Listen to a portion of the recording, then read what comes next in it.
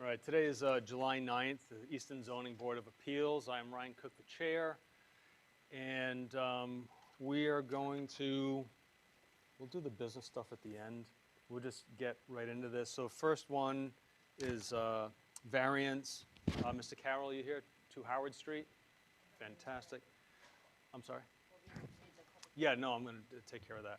All right, Jeremy, you want to read this into the record, please? Sure. Town of Easton public hearing. The Easton Board of Appeals will hold a public hearing on Tuesday, June 11th, 2024. It's been continued to today at 6:35 p.m. at Simmons Lecture Hall, Oliver Ames High School, 100 Lothrop Street, Easton, Massachusetts, on the following petition. Variance, Benjamin Carroll on behalf of Robert C. Carroll for property located at 2 Howard Street, Easton, Mass. Assessors map 16R, lot 14, for a variance pursuant to Easton Code Book, Chapter 235, Section 235-54B, subsection C, 3, and Attachment 2, Appendix B, Table of Dimensional and Density Regulations to allow zoning relief from minimum lot size in a residential district to preserve and relocate an existing historic home. This notice is also available on masspublicnotices.org. Easton Board of Appeals, Ryan Cook, Chair. Public or department comments received for 2 Howard Street as of 6/3/2024. The Affordable Housing Trust, not applicable. Board of Health, recommends. Building Department recommends. DPW, no comment. Environmental Planner, incomplete. Fire Department recommends. Historical Commission recommends. Planning and Zoning Board recommends. Police Department, complete. Water Division, not applicable. A comment received from the Historical Division, at their May 10th, 2023 public meeting, the Historical Commission agreed to support the proposed variances and other possible permitting allowances to retain and appropriately rehabilitate the historically significant circa 1770 Howard Conley House by relocating it onto a new and somewhat undersized lot while creating a new buildable lot.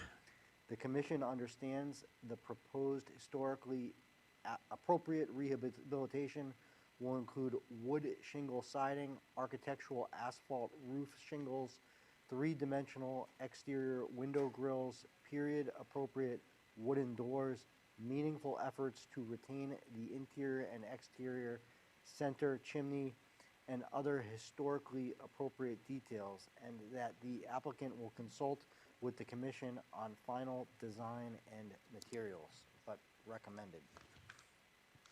Did I get all that? Yeah. For the next one, you want to read those in for the next one. Okay.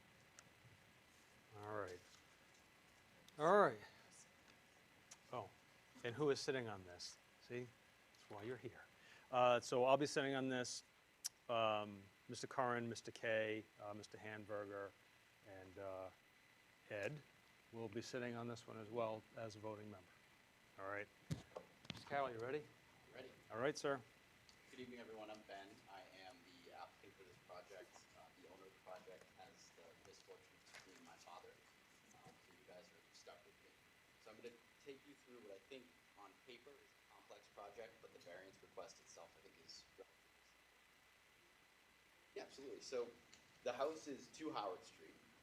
It's a Cape Cod home. It was one of the first homes built in the town of Easton. It was built in 1770.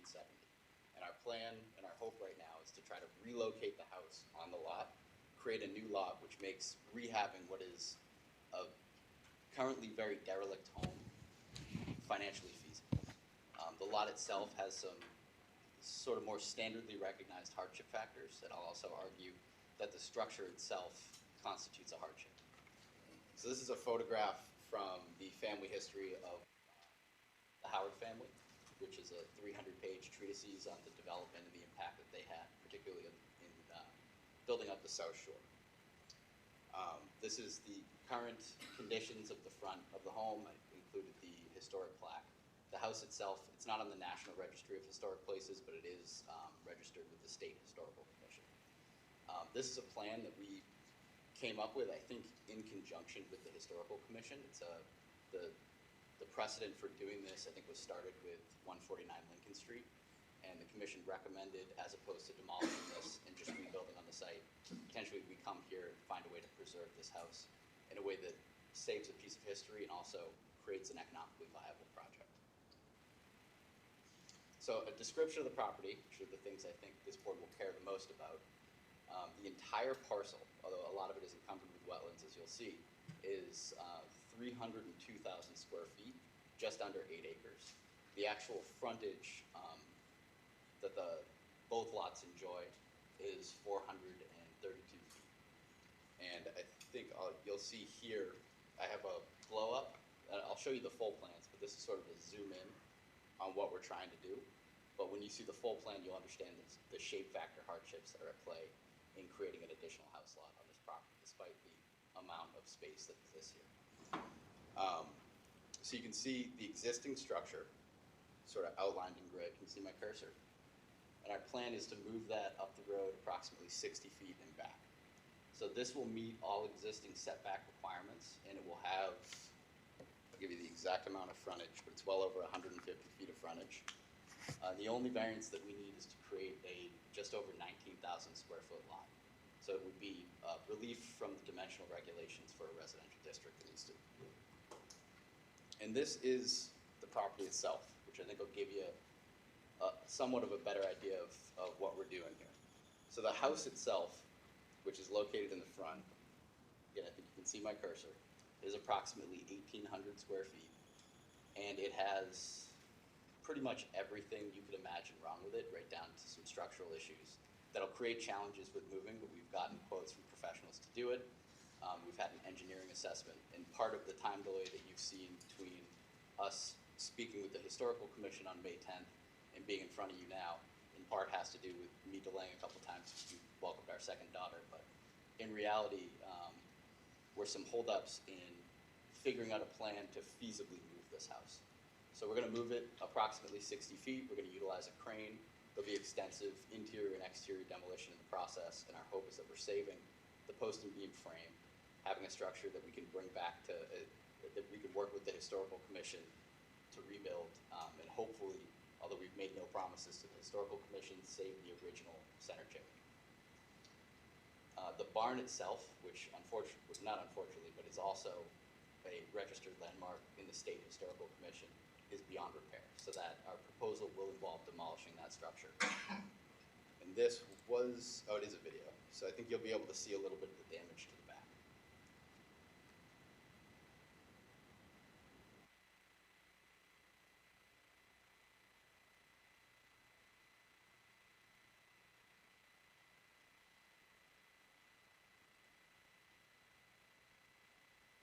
And then this is my effort of showing you an actual photograph of the shape factor hardship that we have. So you can see the property line sort of where my cursor is, which intersects out in this direction, and is quite visible on the plans. But this backland is completely inaccessible by wetland resources. And here's the full plan set, which I think will show you, again, the shape factor that I'm talking about. We have a PVP over here, potential vernal pool, and we have pretty much every buffer zone you can imagine up to the grading. Now, the lot, what's labeled on the plan as Lot 2, is essentially a standard Form A house lot. It has greater than 40,000 square feet of upland, which is what's required. It meets, again, the setback requirements and the dimensional requirements. The house that we're proposing, the dimensions are on there, but it's roughly a 3,000 square foot standard colonial. There's a good photograph of the barn. I think it doesn't take an expert to tell you that's not exactly salvageable at this point.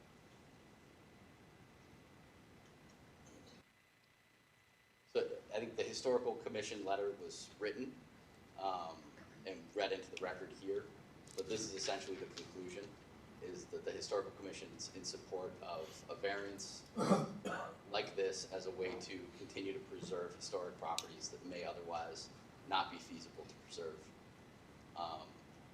And we intend to work closely with them on redesigning in the event the variance is approved.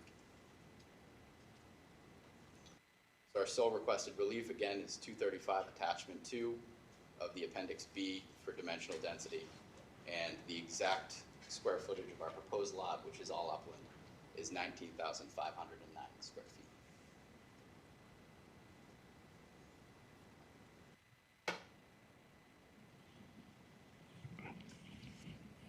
Happy to address any questions. I'll pull up the larger plan set, which I think may make it a little easier.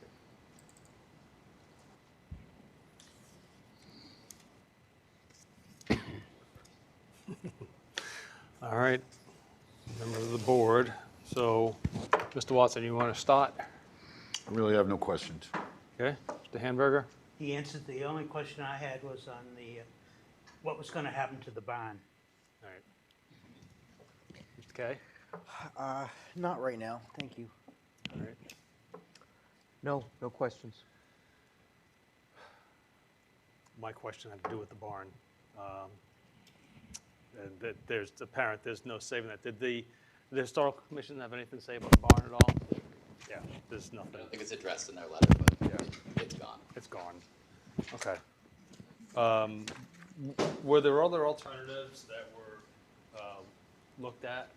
I mean, our first thought was to rehab the house as it sits, but the cost of rehabbing the house with the structural issues, the fact that it needs a complete foundation before it could feasibly be rebuilt, it doesn't make sense to preserve the house in its current state on that lot. So the alternative would have been a tear down. Would have been demolition, and a rebuild. Okay. Second, anybody? So, I hope I'm not asking a stupid question. So, it looks like there are two lots totaling about 75,000 square feet, right, about 75,000 square feet, which combined would almost get you to two 40,000 square foot lots. Is there another way to divide it up that would make it closer to 40,000 and 40,000? I think it's a very reasonable question. It was our first sort of thought here as opposed to seeking a variance.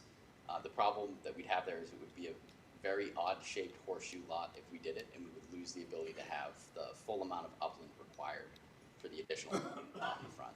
The woods in the back is virtually entirely wetlands. Okay, thank you. Okay. Do we have any questions from the public? All right, so the way that's going to work, so there's a microphone over here.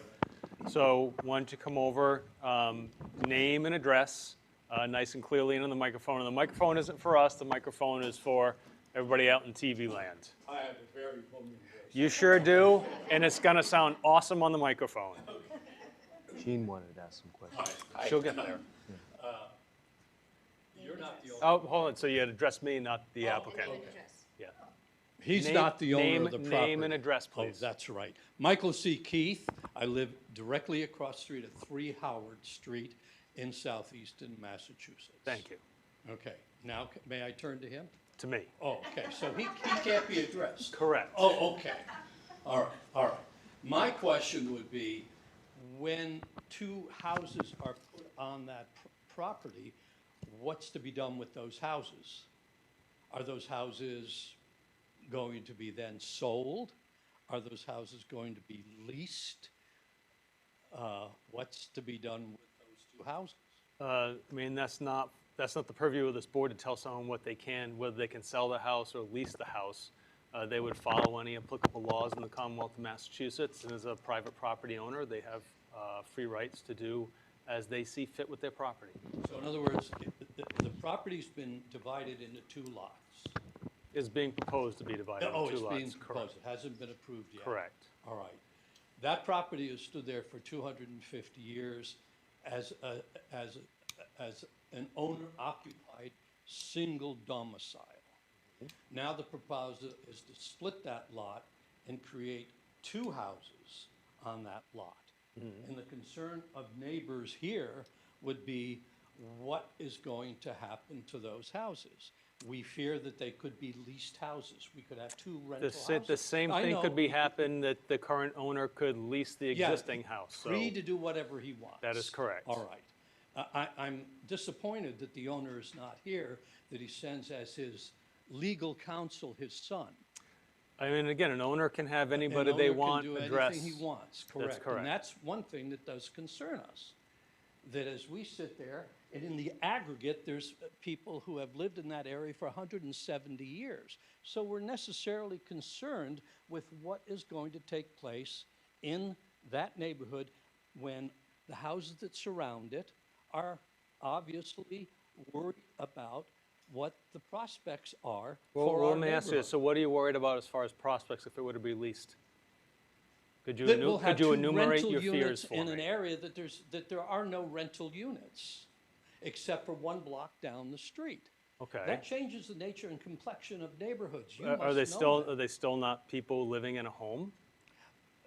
Yes, owners who live in a home have a tendency to be more mindful of the appearance of the property and more respectful of it. Well- We don't know that. Well, This is what I more would say is curiosity. an owner, no matter whether the person lives on the residence or leases the space, is concerned about maintenance and upkeep because that there is appreciation of value. Would you agree with that?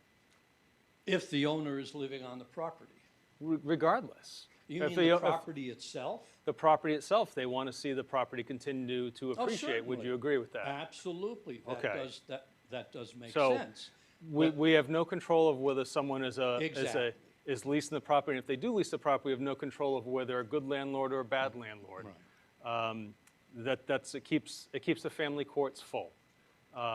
Now, does that necessarily mean that the current property owner is going to be irresponsible?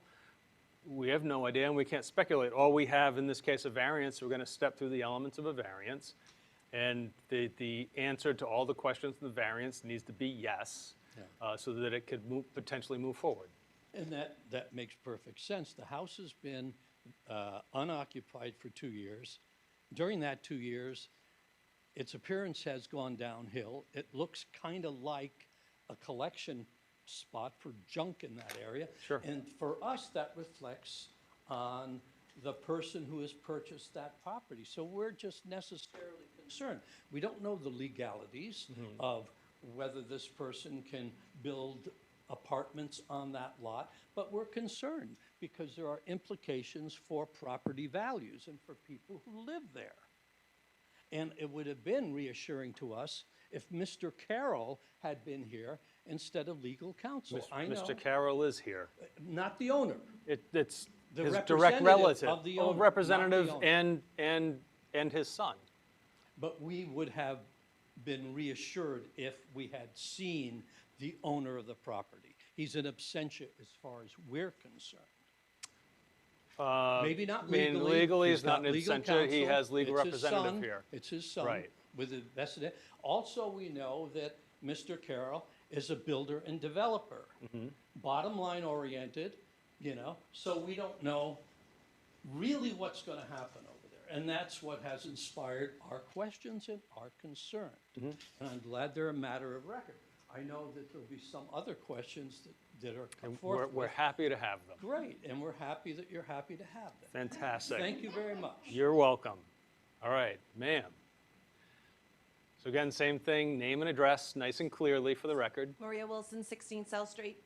I didn't come here for this, Okay. but as a person that owns a historic home, 1820 on South Street, we had a development go in next to us where the Buckley House was dilapidated, and myself and Dale Carrister fought like tooth and nail to make sure that the house was maintained, and the person that did it, Ethan, I think he graduated from OA, did a fabulous Ethan job. Ekstrom, And I sure. have to say, there was 16 acres of land, 20 houses were built. We live on a little side street. Was it a huge change to our neighborhood? Yes. But with that, we have wonderful neighbors that have moved in. We have a place to walk. So I'm just saying to you that it's difficult. I lived in my house for 30 years, but he's hoping to save the house, create a new house, and even if it's rented, it doesn't mean that it's gonna be, like, I'm sure they're not gonna pour money into something and have it, watch it deteriorate. So I'm just speaking in favor, whoever you are, that I think that I think it's a good thing. I think the house is preserved. A lot of historic houses are just like, ugh, get rid of them. And if you go by and you see, 16 Old Forge, just working with, that house is absolutely magnificent. And I personally couldn't have asked for a better restoration of an antique home. So I wish you luck, and I hope that you're able to do it. Thank you. Next. I just remember name and address. Sure. Kevin Cabral, 142 Prospect Street. So I had a couple of questions. First of all, I am for the area. I want to see the house preserved and all that, but we have some questions. I hate talking in microphones, I'm a little nervous. That's okay. First thing is, if this does become a duplex, do we need to go in front of the board again for a variance for a duplex? Or is this automatically a single-family home? It depends on what the zoning is. So if we looked at So what is the the zoning? zoning table and it's an R1, it's single family only. So is it an R1? Uh, Because I think I that's didn't one look. thing that we're really concerned about, is we Sure. just don't want a duplex or a multifamily home. Sure. I don't think you'll be building a multifamily in the area, but you never know with a duplex. So we just want to make sure that's clear. So let me pull up Easton MA GIS.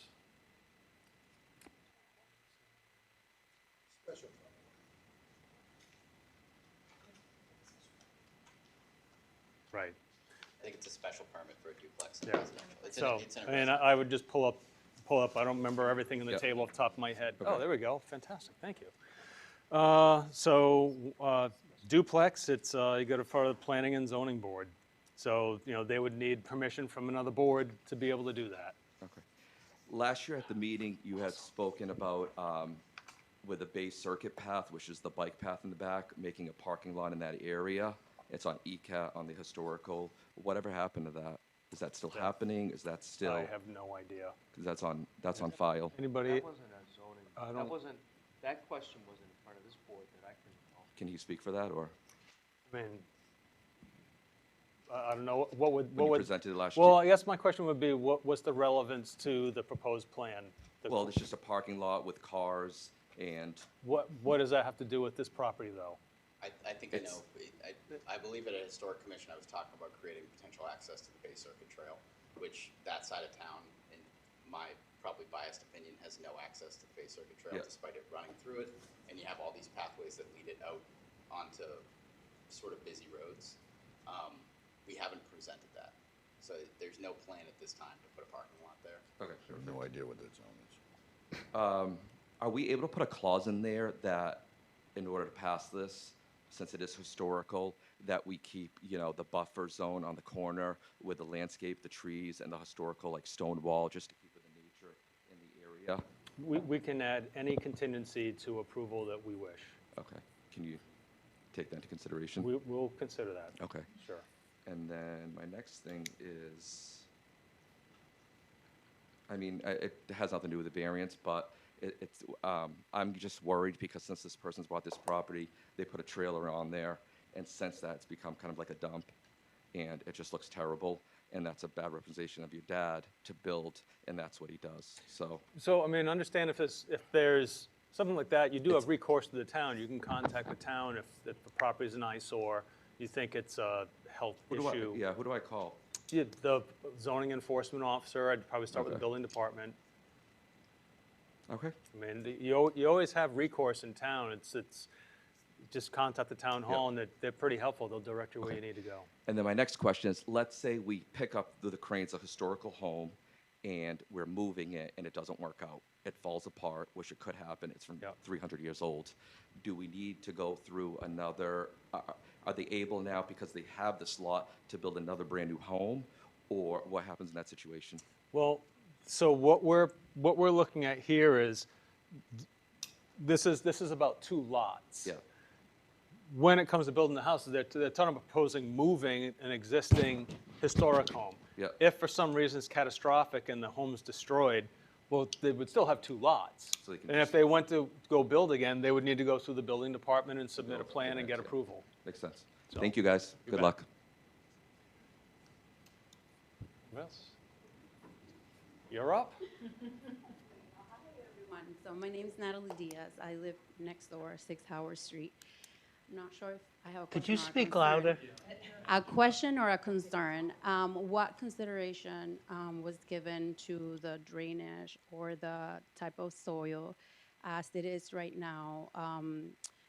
My property, who sits next door, is a little lower. We do struggle a lot with water issues, and my concern was if putting a new, bigger or 2 structures in there would exacerbate the water, the drainage issue. I don't know if any thought was given to that into the architecture to ensure naturally the flow will go into my lot, which will create a bigger issue to me, which I'm dealing with right now. I've been there for the last 3 years, so it's a new thing for me that I'm dealing with. And my concern would be that if not thought out well or planned well, the water flow, it will stream naturally into my location, and it would make a bigger issue for me. All right, I'll address that in general, and then I'll let you address that. So in general, when someone's building, the requirement is, this case, there'll be 2 structures, so there'll be more impervious space, meaning less space for water to drain into the ground, which would be your concern. The owner of that land is responsible for containing all water from that land on their land. Now that becomes an engineering issue, which now I'll turn over to Mr. Carroll to discuss. We've had percolation testing done, and that's why the septic's been proposed in the front as part of the water table issue. And I think you'll see we'll have a conservation permit following this. We put a lot of thought into the flow of water on the site. Yep, please.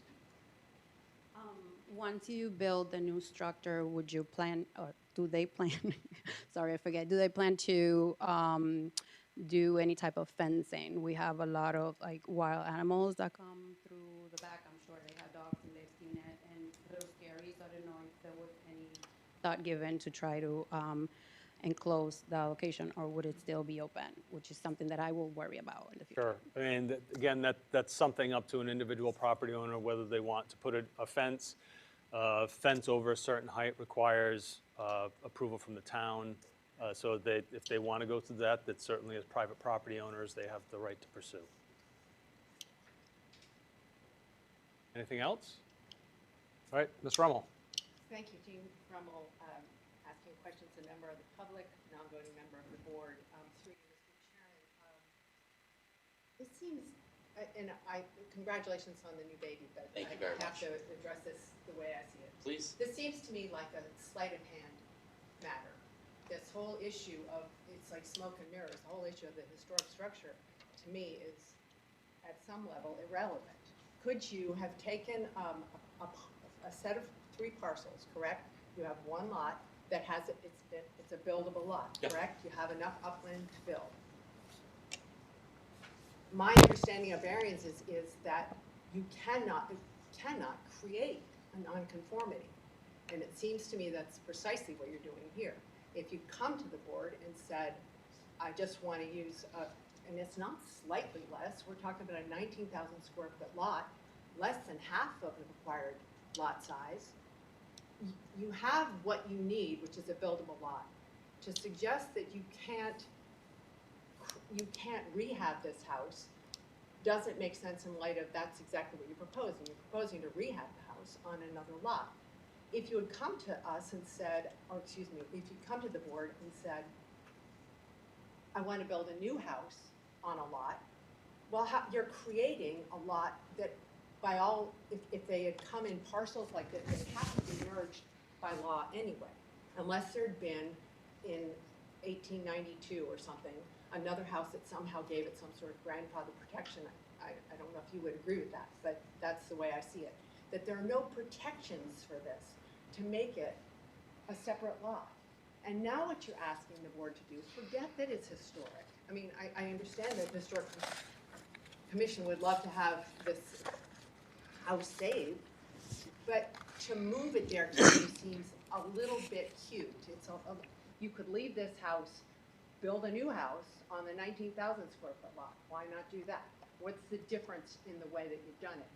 When you purchased the house initially, you never had more than one buildable lot because your proposal, I believe, was that correct? In 2022 you purchased it? Yes. So there's no sense of, we always understood that there was an old house here, or I don't see where you're getting those protections. So my question, I guess, would be, is how is this you not creating the hardship by trying to divide a lot that was never buildable? So I think it goes to the hardship being the house. And this is exactly what happened at 149 Lincoln Street. And the variance granted for that lot was for 9,000 square feet. So we're more than twice that on this lot. But I agree, right? If this were a brand new home that I was trying to propose here, I don't think I would even ask for the variance because I'd be creating it. But here I'm doing it in lieu of the hardship, which is demolishing a historically significant house. But you're ultimately, through the chairman, you're not ultimately demolishing the house. You're going to rehab this house. You want to move it to a separate spot, you're welcome to do that on your 60,000 square foot, oh, well, it's more than that. The entire lot is 6 acres, 6 right? acres, Something like 6.9. that. So you have a lot with you have a buildable lot. Oh, this was. And you can rehab what you want to do to save, whatever historic features of it that you want, correct? Correct. The hang up is there's only one buildable lot here, even though it's 7 acres of land because of the conservation issues on the property. So the alternative is if we don't get the variance, there's no economically viable way to save that house in terms of repairing it and utilizing it. But you could just as easily make that argument if you're proposing a new house on this 19,000 square foot lot, correct? I think it's a very different argument because I think the hardship stems from the historical significance of the home. The historical significance of the home is that it's going to be very expensive to rehab it to the extent that you want, correct? But if you left it where it was and were able to build a new house and presumably sell a new house or rent a new house, whatever you're going to do on that new lot, how is that any different? So it's part of the board's decision on the 149 Lincoln Street was the historic house. There are historical parameters around lot size, right? And if you drive down Howard Street, there are lots that are smaller than this. There's one that's 1,500 square foot, there's one that's 1,900 square foot. And the context being historically significant homes can go on smaller lots and still fit with the overall character of the community. That being said, if the commission would like to consider leaving the existing house where it is and allowing a variance to build a new lot, it would save a lot of frustration in moving it. But I think that would defeat the purpose. I think that's sort of what you're getting at. Well, I'm getting at a case law that says that an owner of a non-conforming lot cannot of a conforming lot cannot subdivide to create conforming in one or more non-conforming lots, which to me seems exactly what you're doing. You want to do that. It seems to me that it's the basis of what our variance is. So you're creating this non-conformity with a little bit of smoke and mirror, throwing in, oh, well, we'll put the old house on the new lot so there's more appeal.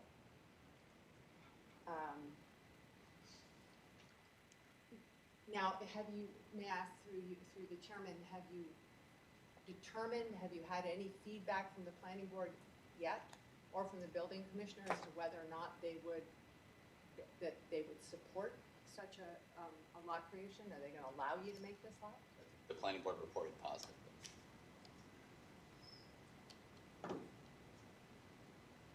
Would you concede then that if you had purchased it already divided into lots, would you concede that you'd have to merge it by the law of merger? That you'd be required to merge parcels 1, 2, and 3? I don't know enough to be able to answer that question.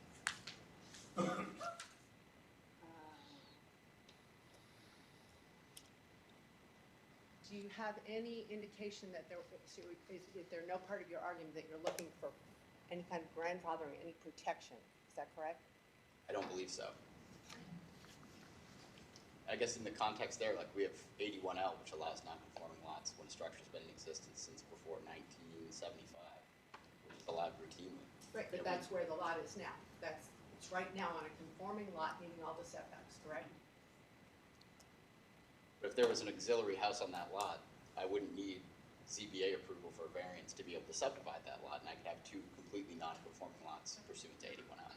Perhaps, but there isn't, which is, I think that's your hurdle. Right, thank you, Mr. Chairman.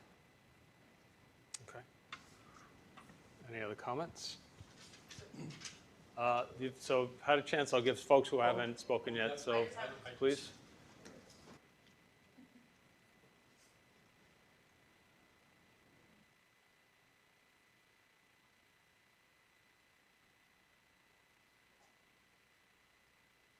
Heidi McGee, 11 Howard Street. Just a couple of questions as far as, I guess I have to address you even though it's him, right?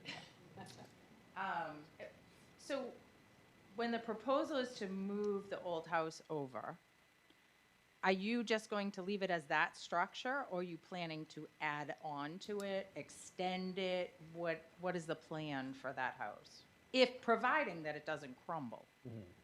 It won't crumble. The posts and beams are good from the bottom line up. But the plan is to leave the house as it sits and restore it to essentially the same shape and exterior. We're not adding garage space. So like you're not pushing out the back, or, so you're gonna use the existing driveway, that would be the driveway, I'm assuming, for that? Yes. So now where the barn sits currently, what is that area going to be? Is that going to be part of now, if you get this variance, it goes with that, with the old structure? Or does that become part of the new? That's one issue. So I think if you look at this plan, and maybe I can move it over a little bit, it'll answer that question for you in a way that'll do better than me just trying to explain it. So the lot line would bisect the barn, but the barn's going to be demolished. So that's going to be lawn, and it's outside of what will be the driveway. So the driveway's it'll be widened a little bit at the bottom, but it will maintain essentially the same footprint that it currently has for that house. And the barn will be gone, and there'll be lawn there. So then where you propose to put the new structure, that is not going to, I'm assuming, looking at this, that is not going to also encompass the land that goes behind 6 Howard and back? Or what's going to happen with that land that's predominantly wetland? That will be turned into a non-buildable lot, So that's basically conservation. essentially. So that doesn't go like as part of this new structure when you guys sell it or whatever? No. Okay. And yeah, my other concern is the water issue, because we get water as it is galore, to some pumps, and God forbid when the power goes out, flooded basements. So hopefully with 2 septics there, I mean, because it's going to run down, and hopefully that, like Natalie said, that is something that you guys are preparing to try to feed back. I mean, from an engineering perspective here, right, we have an existing cesspool on the site, so the septic systems will be an improvement significantly in the water management of what that property produces. Okay. Thank you. And just as, just a comment for our folks, as we went through this on William Street, I'll just tell you is, like, if you get a wet basement, don't make it a public record that you have a wet basement. Okay? Ma'am?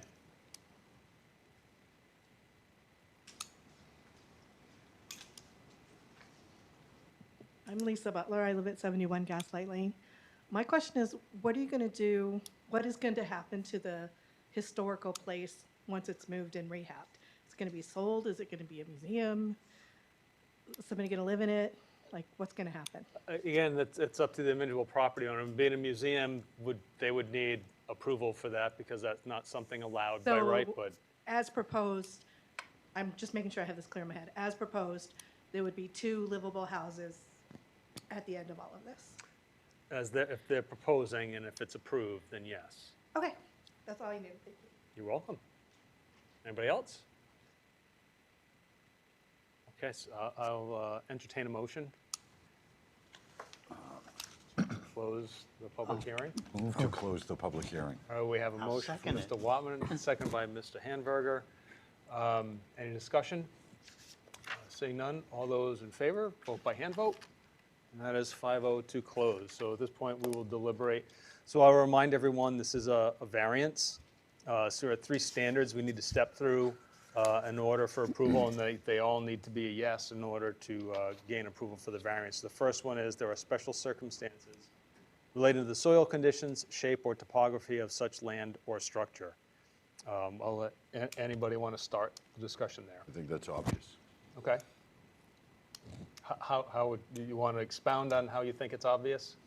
The shape of the lot, you know, where the existing home exists, if the only real viable, to Gene's point, would be to, you know, take that home off, because you won't, you can't really make 2 lots out of it. Would have to be to, if you wanted to build a new home on this lot 2, the 55,000 square foot lot, you'd have to, you know, demolish the historical home. So in order to save the historical home, which I think is kind of admirable, you're looking into doing that, it has to move. And if it has to move to build another home, then that existing lot becomes a non-conforming lot. The next lot becomes a non-conforming Well, lot. so the challenge I've had, and Ms. Rummel, sort of the same thing, the challenge I've had is we're subdividing a conforming lot to make a conforming lot and a non-conforming lot, which is just brutal. When you look at the variance standard, it should be thrown out. But the fact that we're looking at, saving a significantly historic structure in town is, we're looking the other way. But what else are you going to do with it? Again, when someone purchases a piece of property, is it our job to make it economically viable for them is really the question. No, but it's our job to recognize the fact that the shape of the lot, Correct, and that's why they're here in front of the board. in order to do what, you know, in order to salvage the historical home, due to the shape of the lot, this seems like a perfectly viable solution. Other than that, you're going to have a 70,000 square foot lot or 70,000 usable square foot lot, but you're going to have to demolish that home. So, Well, so I look at it a different way. They say, well, we would have to demolish the home. Well, how come if they move it onto a non-conforming lot, it can all of a sudden be saved? I'm not saying it can be saved, but you're not going to put a rehabbed, I don't know, 1,800 square foot home on a 70,000 square foot lot. But is that our job to make it economically viable? The only way I see it being economic viability without being a hardship would be to demolish the home and put up something that makes it economically viable. Why couldn't the existing structure be saved and addition put on? In this location, Sure, why not? as testimony of Mr. Carroll, the structure, the foundation itself can't be So, but they can, resolved. so I'm playing devil's advocate here to get you to No kidding. nail down is that if they can brace it and pick it up by crane, why can't they brace it, and move it? Why can't they brace it, pick it up by crane, and put a new foundation in? I would have to look for the construction company that specialized in moving a house, which I believe is fairly difficult. But in my own experience, once you pick that house up and you put it, it more or less has to go somewhere fairly quickly. It has to be re-secured, re-supported fairly quickly. And every minute, every hour, it's not. Yep, so you do a foundation in advance. The barn's coming down. You got space to put a foundation in elsewhere in the property. Why wouldn't you just move the house to a different portion of the land? I would imagine those options were discussed, but at the same time, the financial hardship, the third item. Financial hardship created by the property. The third item comes into play in that argument.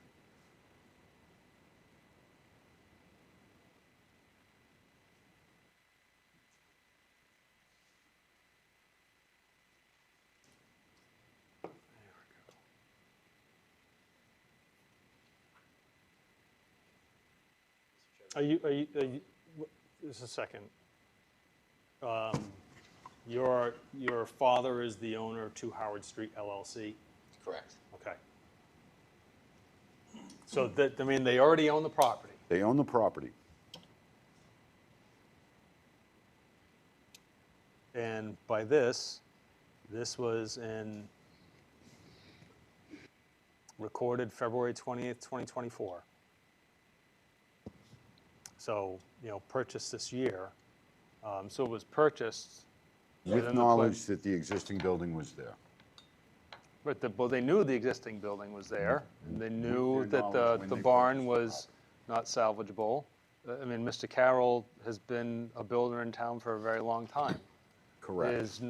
He did not look at that structure and say, he had a plan, for sure. He's not a dummy.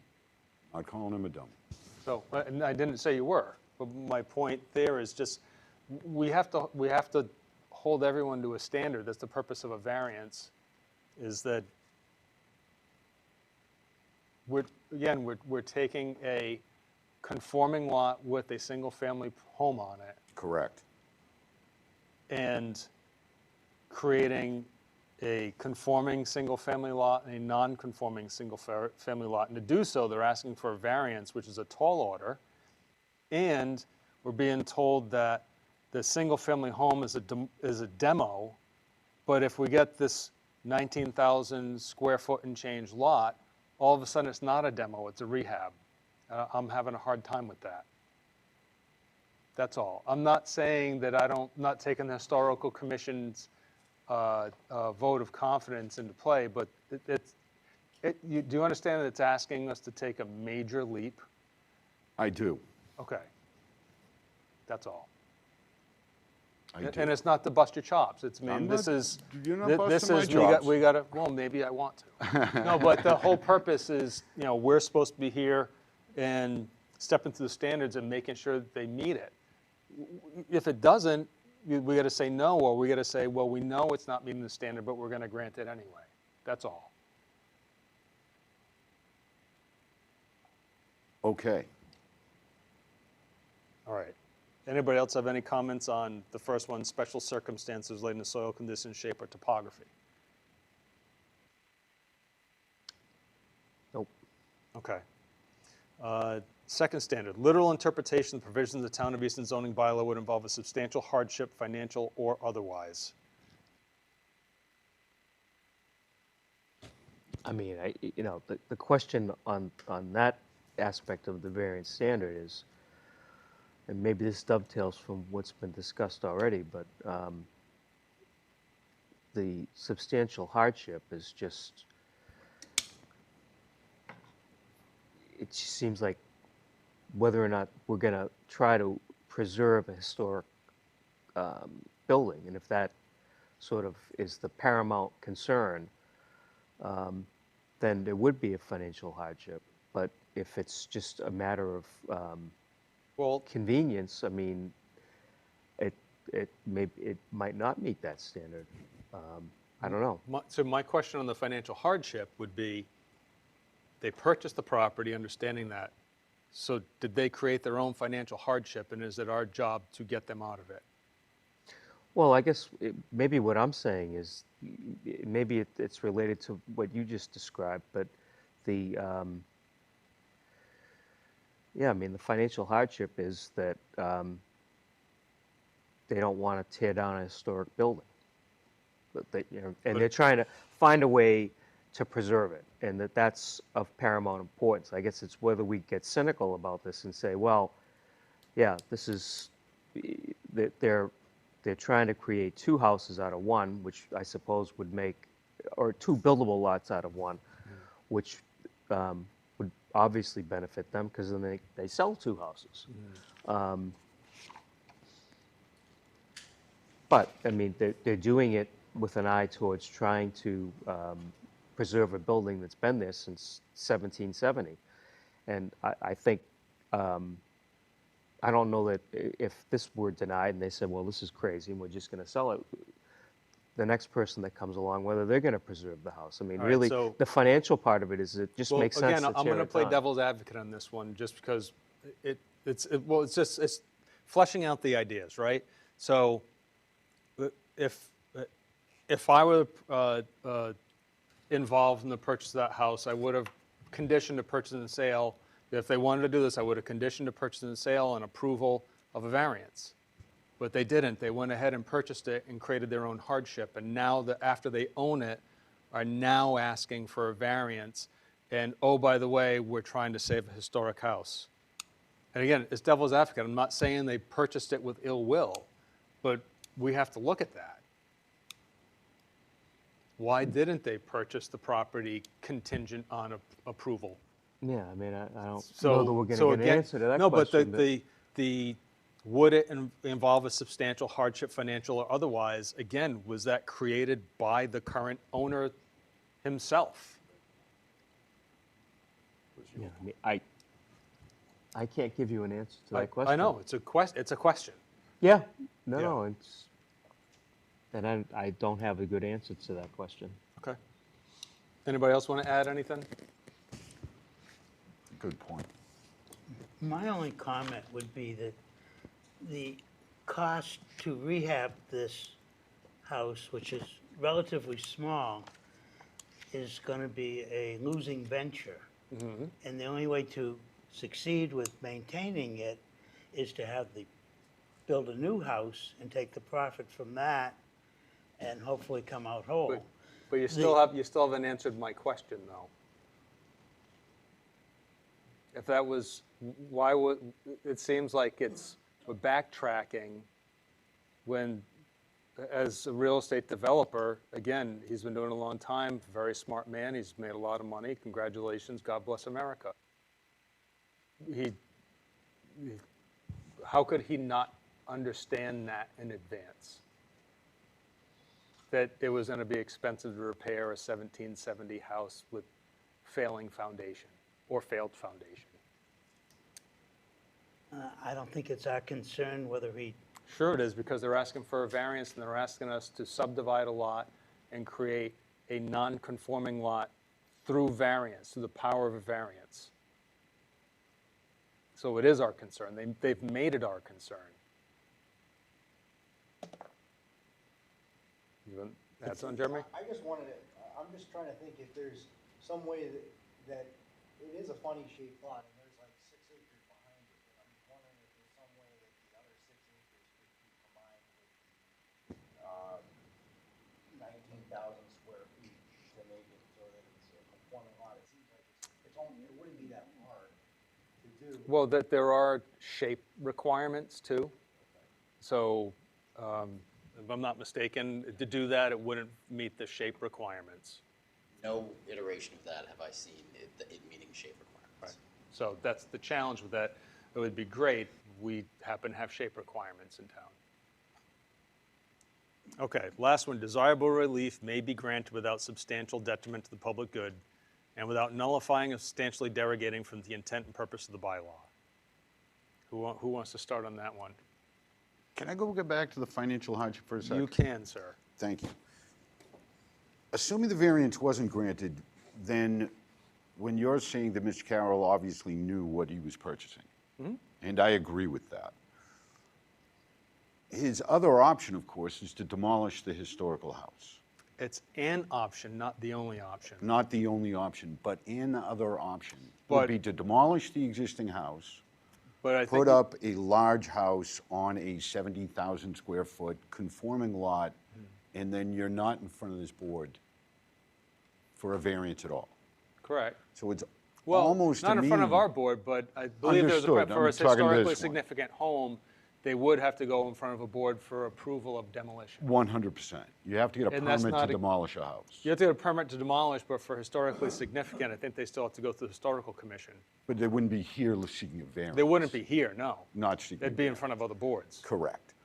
And so to your point that he knew what he was doing, it's possible he was thinking of doing something like that, which would make it more economically viable.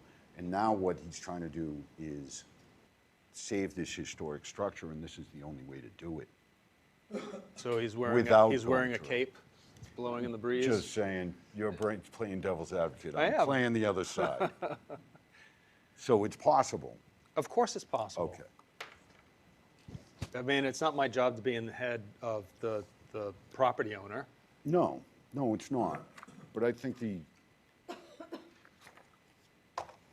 the effort to attempt to save a historical structure is certainly worth the discussion. Of course it's worth And the that's discussion. why we're discussing it. And Exactly. And I appreciate it. Okay. Can I just go back to the shape thing? Yes, you may. Can we give a variance for the shape of the lot? Well, Would that change the analysis? I mean- Not change the Like if they put the other 6 I acres mean, on? that right now, they did not submit to the board for a variance on the shape. So that's not something we would discuss right now. Okay. All right, so back to the third element. Desirable relief may be granted without substantial detriment to the public good and without nullifying or substantially derogating from the intent and purpose of the bylaw. Who wants to start? Don't all jump at the chance.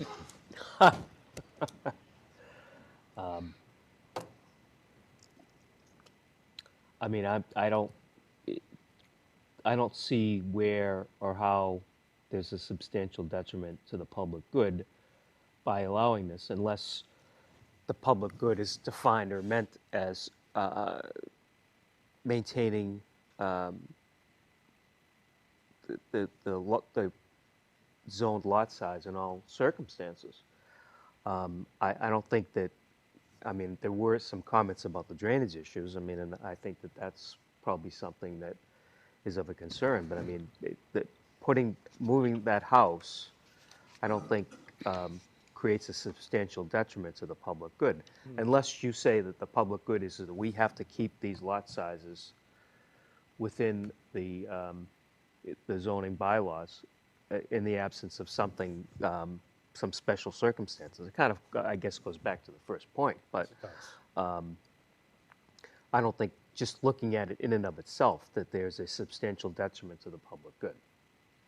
Okay. Anything to add to that?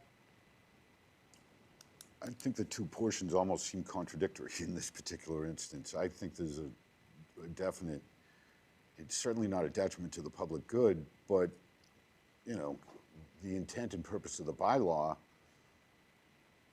is to make sure that you have conforming lots, or 40,000 square foot lots. So on the one portion, it seems like a big thumbs up, and on the other one, it certainly is in direct conflict with the purpose of the bylaw. Whether or not that is this board decides that it's worth attempting to save that house for that purpose. Is the purpose of the bylaw to force that over all else? I mean, I live on a non-conforming lot. It's a hell of a lot smaller than this. So, But was I mean- it created through variance, or was it oh, no, zoning? no. It was there since World War II, so, you know. Okay. So is the intent of the purpose of the bylaw to ensure that 40,000 square feet? Well, I mean, the purpose of the bylaws are to define what the town wants for, in this case, a single-family lot in the residential zoning district. So that's defined, and if you have a lot that doesn't meet those requirements, you need a variance. It's just what it is. Where did they come up with 40,000 square foot? I have no idea. How do they come up with any of the zones and the frontage and the setbacks and all the restrictions on private property owners and what they can and can't do with their lot? I mean, In that particular instance, I think it's kind of contradictory in this particular case. Sure. I think you meet one half of the standard and you may not meet the other half. okay. All right, any other discussion on any of these items? Okay. I will, Pardon me. there's no more public comments, I'm sorry. We closed the There's public. no question, I just wanted. No, the public comments have been ended. So at this point, it was just a Not lib. even a comment about anything here. No, that's, Where does no, this go from there here? are no, so this, we're going to vote. You're gonna vote on Correct. this right now, We are. and then the vote goes to the zoning board? We are the zoning board. You are the zoning board. You got us. We're here. Okay. All right. All right, so, someone want to make a motion?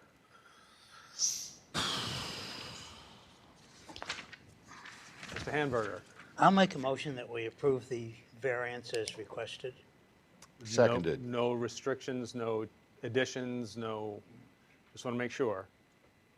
All right, so we have a motion on the floor by Mr. Hamburger, seconded by Mr. Watson to approve as proposed. Any further discussion? All right, I guess, go wait a ahead. minute. What, Well, no, I mean, I just have a note here that I believe Mr. Cabral suggested consideration of a stone wall. And I'm not sure exactly what he meant, but it seems like. Well, I think it's, there's an existing stone wall, yeah, there's an Historical home, and then has a really nice stone historical wall that goes with, the feel and the area, Yeah. and as neighbors. I have no objection to keeping the stone wall. okay. So do you I want? have no objection to Yeah, keeping the stone wall. do you want to amend your, Sure, the I stone, appreciate that, thank you. yeah, I would say the stone wall stays. I mean, okay. is that what you, It was that and the buffer with the green area. I mean, it has like a little, wooded area, so it's not, a flat out area. It's kind of nice, it's kind of country style, but that's what we would like to keep into that. We really appreciate as the neighbors, if that's so, possible. so I don't totally understand what you're saying, but if Mr. Carroll does and he Basically thinks, keeping some of the trees there, instead of cutting I off. mean, again, you got to, if you're going to add a condition to what it is, you. sure, I'll say, add a condition that we keep the existing stone wall and the green area. Okay, I'm sorry. Yeah, that's too, I just don't know green area because Yeah, you can see the that's vague. proposed point of the septic system. I'm open to reinstalling landscaping in an area that keeps it substantially similar to what it is, but I just don't want to promise you X, Y, and Z tree is going to stay. But no But we keep objection the to stone stone wall. Yeah, none. Is there, I guess, I don't think we clarified that at all. I don't know if this is appropriate enough, but is there anything that we can attach to this that might speak to the drainage issues? I mean, that they have laws that they have to follow as far as drainage, Right. maintaining all water on their lot. That's Right. really an engineering issue. Right. I wouldn't even know how to condition that.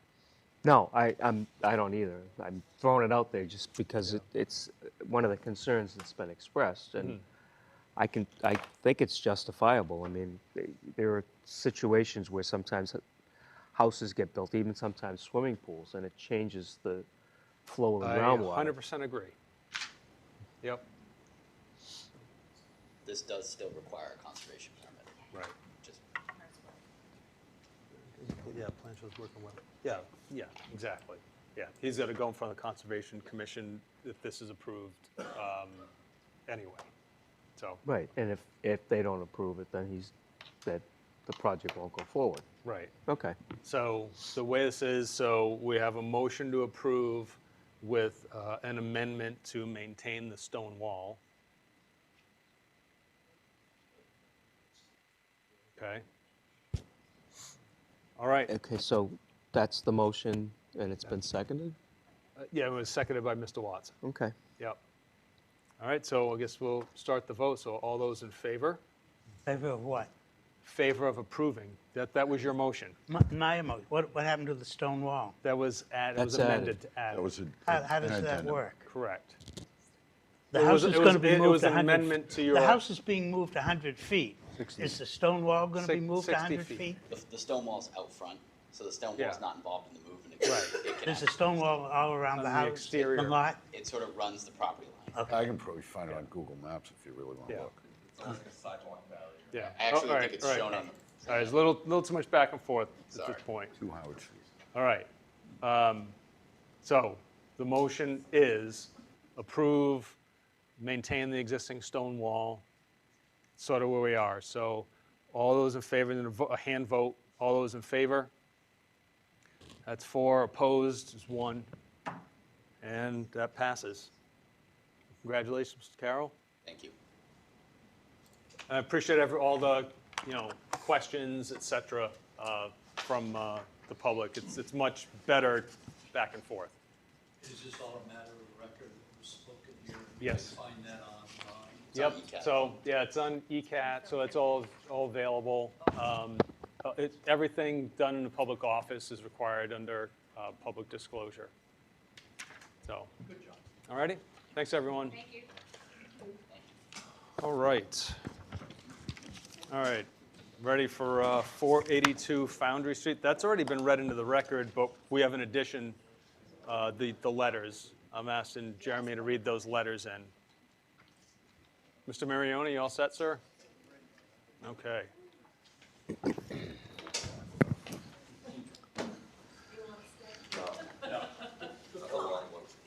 All right. All right.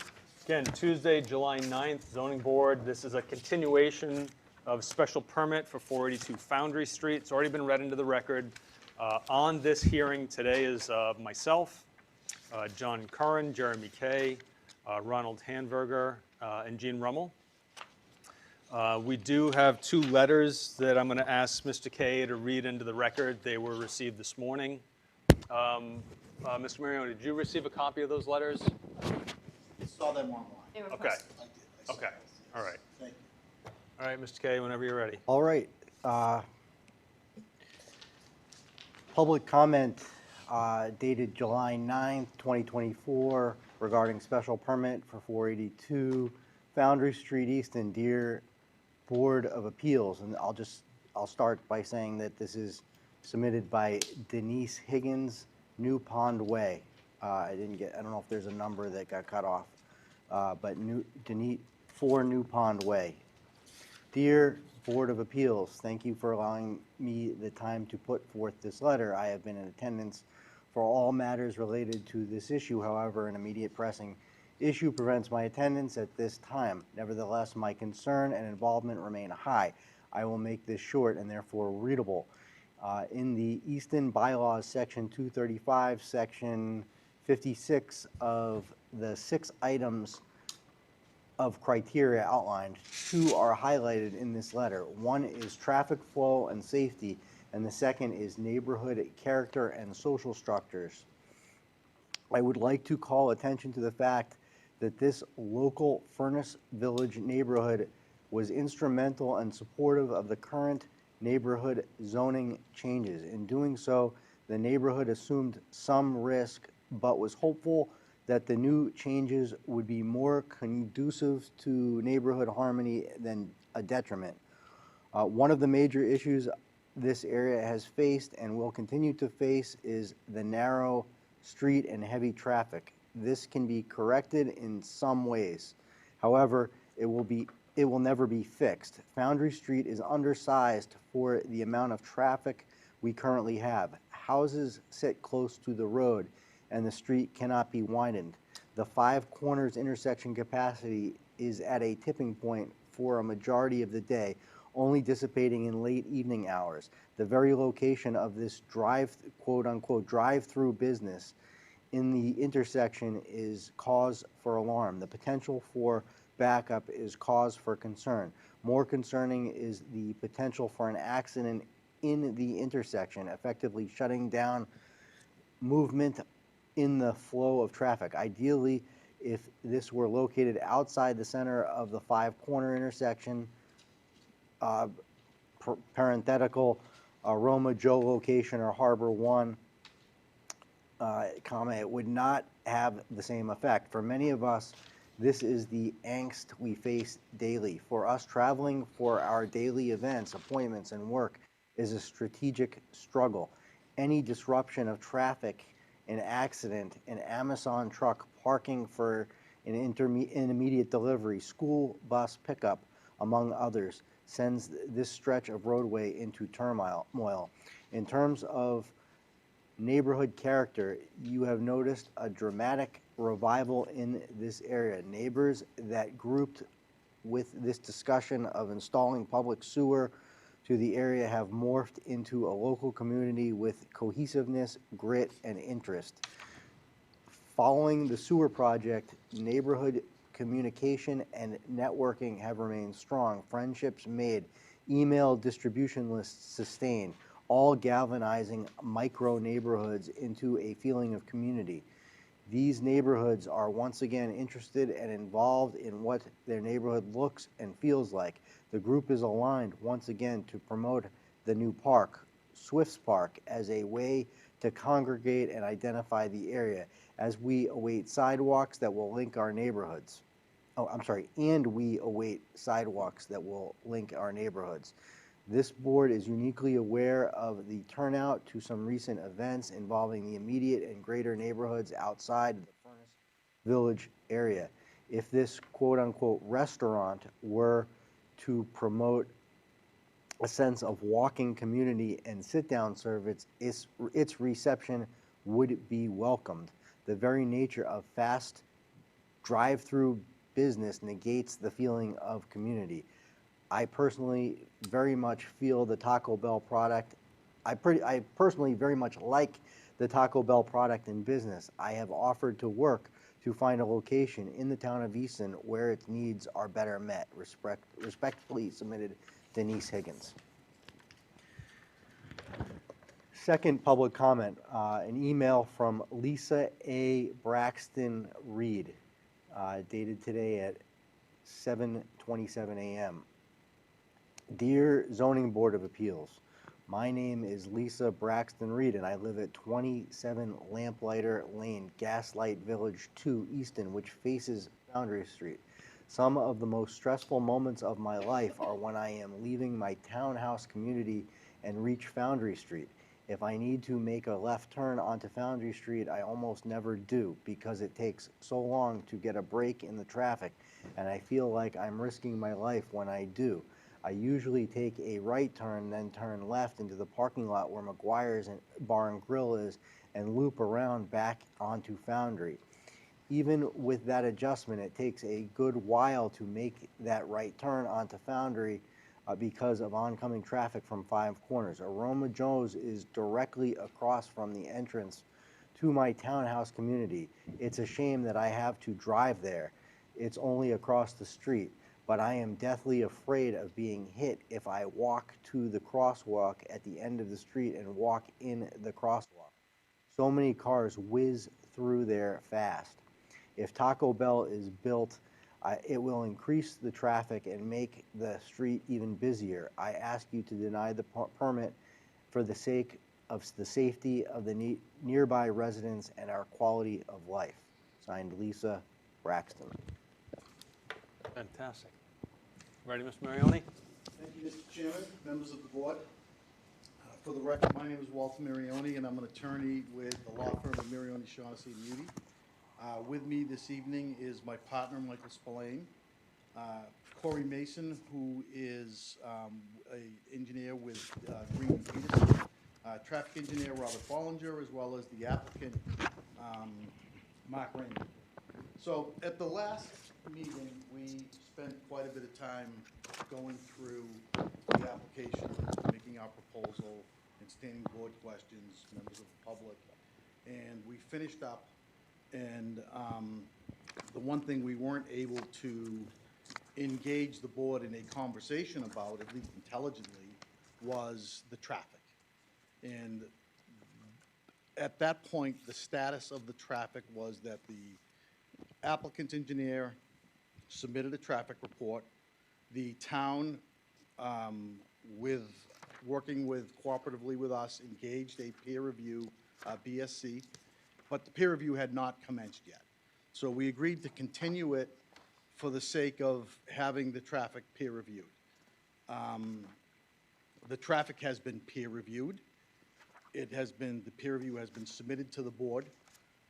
Certainly not asking you to read it as though, like those emails.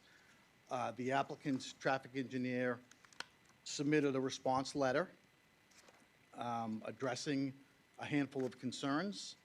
And the BSC, your peer review company, came back and agreed that all of those comments were addressed. So from a traffic safety perspective, and Mr. Bollinger is here and can speak if you want him to. There he is, he's in the back. But you have the document, so I leave it up to the board if you want to have him present. What we agreed at the last hearing was we would limit our presentation to that, and being a man of my word, I'm going to do that. I would ask the board indulge me for 1 second to give an update on historical. If you recall, historical commented that the existing home on the property was subject to the demo delay bylaw. There was a hearing that was already scheduled just after that last ZBA meeting. That hearing has taken place, and Historic has deemed that the structure is not significant, so that the structure can now be raised. So the Historic Commission issue is now off the table. So again, if you'd like to hear from our traffic consultant to summarize the report, he's here. He's happy to speak. Otherwise, That would, we'll we'd move love on. to have them come up, at least, you know, for the public, they also have the opportunity to hear it as well. Thank you.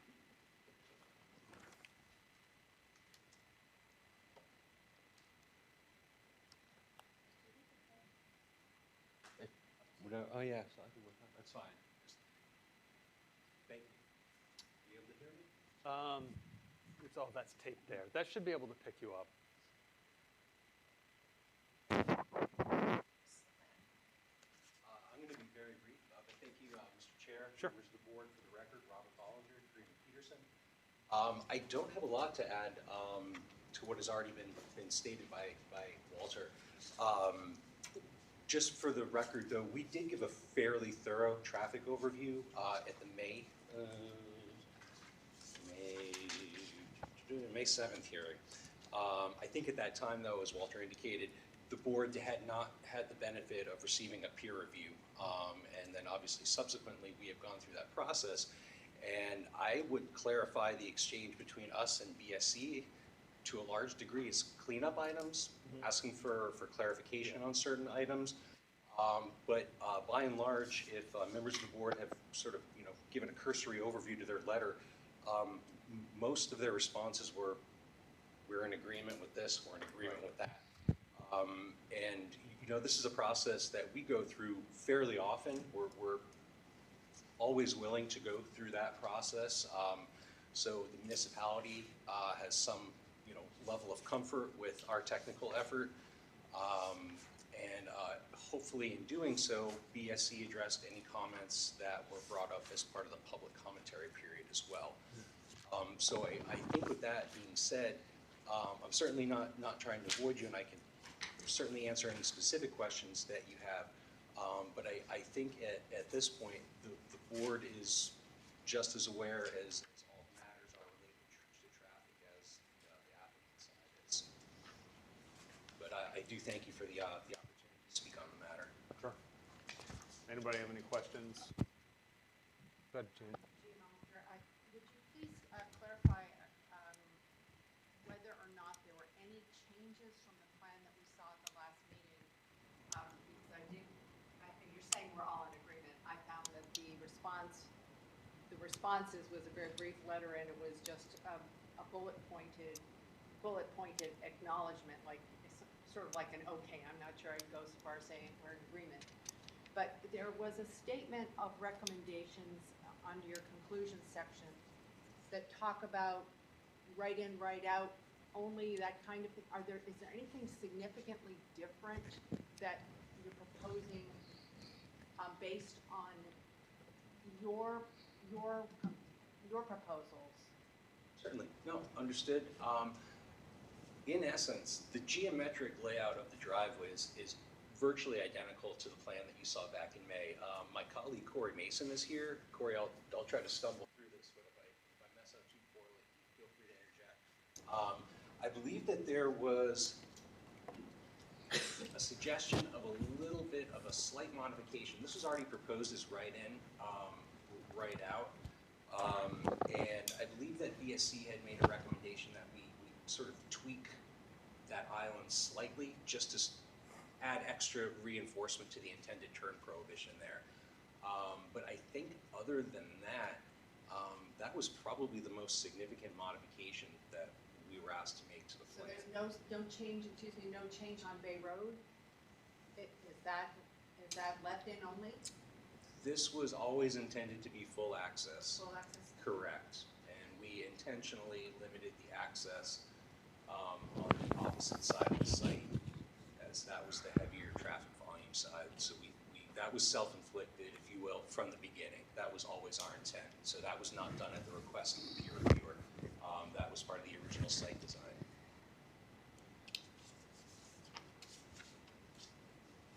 Thank you. I think I've, one more, maybe the recommendation in terms of signal timing.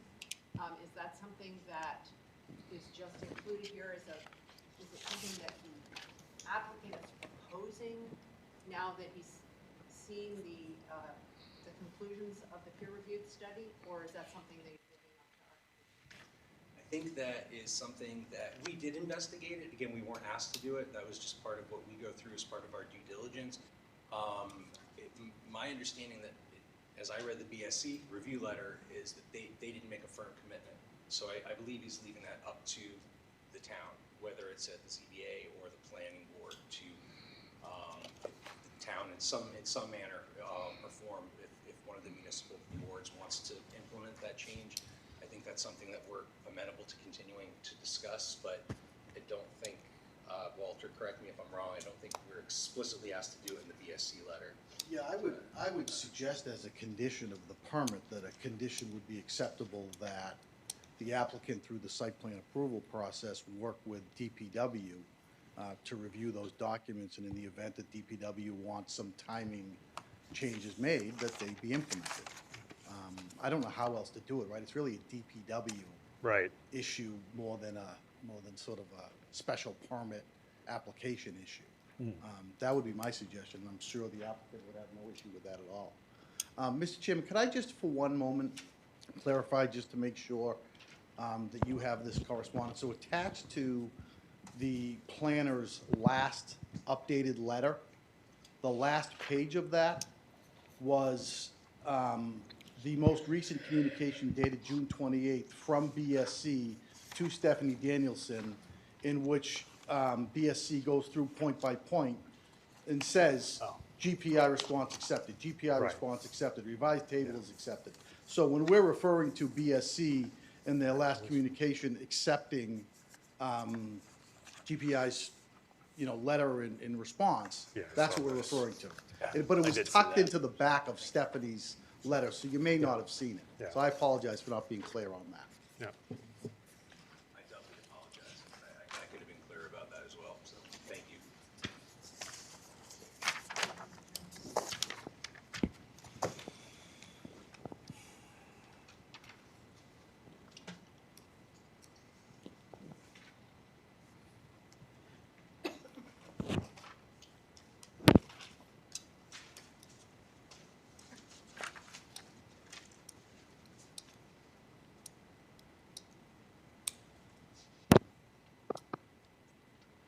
All right, any other questions? Members of the board, Mr. Hamburger? If I'm, a couple of concerns I have is one, how many cars are backed up on Bay Road between the light and the potential driveway? I live in in that general area and use Bay Road often, and it seems like there's, can be up to 5 or 6 cars waiting at the light. How is this going to be, interfere with cars coming out of the restaurant onto Bay Road or entering into it?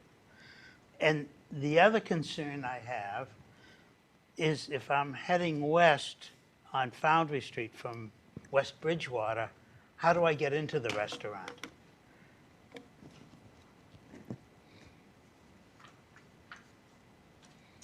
If you're coming from, well, plan's upside down. If you're You're coming from this way, going that way. Yes. Yeah. If you're coming from the west, you would have to make a left at the signal and come and enter the Bay Road driveway. To answer your specific question about queuing on Bay Road, there is going to be some periodic, there's an opportunity for the driveway to be blocked periodically, and that would be true of probably any of the other businesses in the immediate vicinity. Speak a little louder. I'm a little hard No, of that's okay. hearing. My apologies. There is the opportunity for the queuing to extend past the driveway periodically analogous to probably any other business, the mobile station or the Dunkin' Donuts. There is some likelihood of queuing going past the driveway. The frequency of which is not exactly deterministic, but there certainly is that possibility that there may be occasional queue blocking of the driveway. Well, do you know the intended hours of operation? So typically we offer. Yeah, go ahead. Yeah, just to say your name so we get it all on the record. Mark Raymond, 10 Lillian Way, Carver, Mass. So the hours of operation for this location are 8 a.m. to 2 a.m. Other than that, I can also speak to stacking if it would help. Oh, sure, if it adds to it, sure. Yeah, so typically the Taco Bell average drive-through is typically between 5 and 8 cars. We actually have started designing them with the dual lanes so that we can queue up to 12 in the stack to reduce your concerns in regards to the overflow out off property.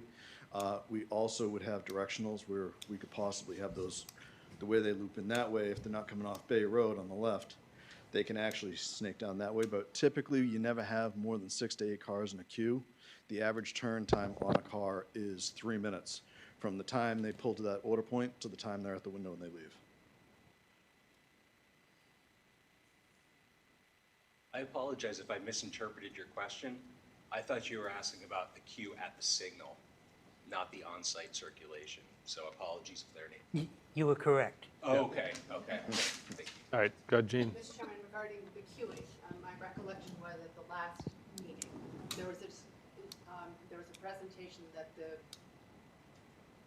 lanes had specific designations. Correct. One was for apps, Mhm. and the other was for people who are coming off, and that it left you some sort of, I would say, rather nebulous notion that some 18-year-old could decide whether or not you're going to decide that, oh, there are too many people queued up, so we're going to change the app line.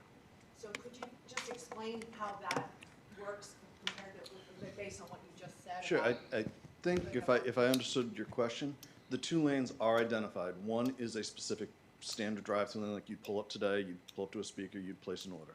The second lane is what's called a mobile lane. So in this day and age, most people place their orders through a third-party app or the mobile app itself. They place it ahead of time. They pull up to that lane. Lanes are clearly identified. They go in. My name is Mark. Great, here's your order. They pull right up to one of the windows. That also reduces down the speed as well as the cost of the stack because they go directly to the second window and their food is already ready because it is on a geofence. So once they're within 1 mile of the property, the order pings and it's already ready to go.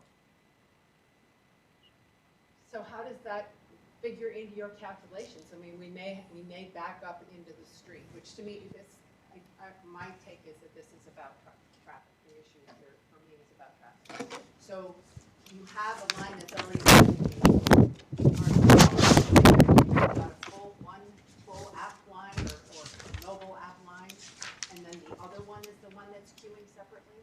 No, so one is designated for order, one is designated for mobile. We can have the capabilities to turn on that second lane if we are getting busy, and they can actually use that lane to place an order. I understand, okay, then that answers part of the question. The question is, then who makes the determination? The Who's manager- gonna have an eye out? The general manager based on the volume At at 2 in that the time. morning, or probably not have the volume at 2 in the morning. No. Right? But, okay. No. At 5 in the evening. At 5 in the evening. So At 5 in the evening, yes, Somebody's and gonna say, okay, we're gonna shut this down because what? we're going to Back into the activate it. We're gonna activate it, so that way they can just use it for both purposes. Okay, thank you. The only thing I would add to that, in BSC Group's June 3rd, 2024 letter, specifically comment 12, they addressed, BSC agrees with the queuing proposed design providing 2 drive-through lanes and an additional bypass lane as described in the traffic impact and access study. In addition, BSC concurs with the TIAS that the proposed queuing storage provided by the drive-through lanes will be sufficient for the restaurant's demand. That's from the town's consultant.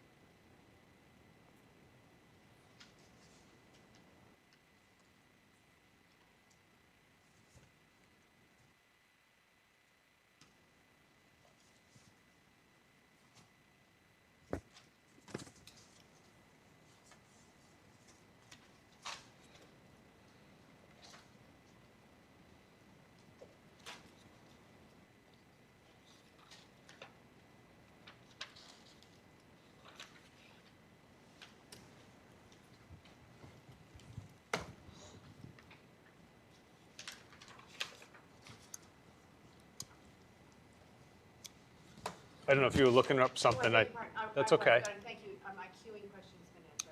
I apologize. Oh, it's okay. Didn't want you to feel rushed. All right. No. Anybody else have questions? Good, Jeremy. I recall reading in some other context that intersections that civil engineers have some way of categorizing intersections in terms of like 5 levels or something like that. I could be wrong, or maybe I'm oversimplifying it, or you. You're more correct than.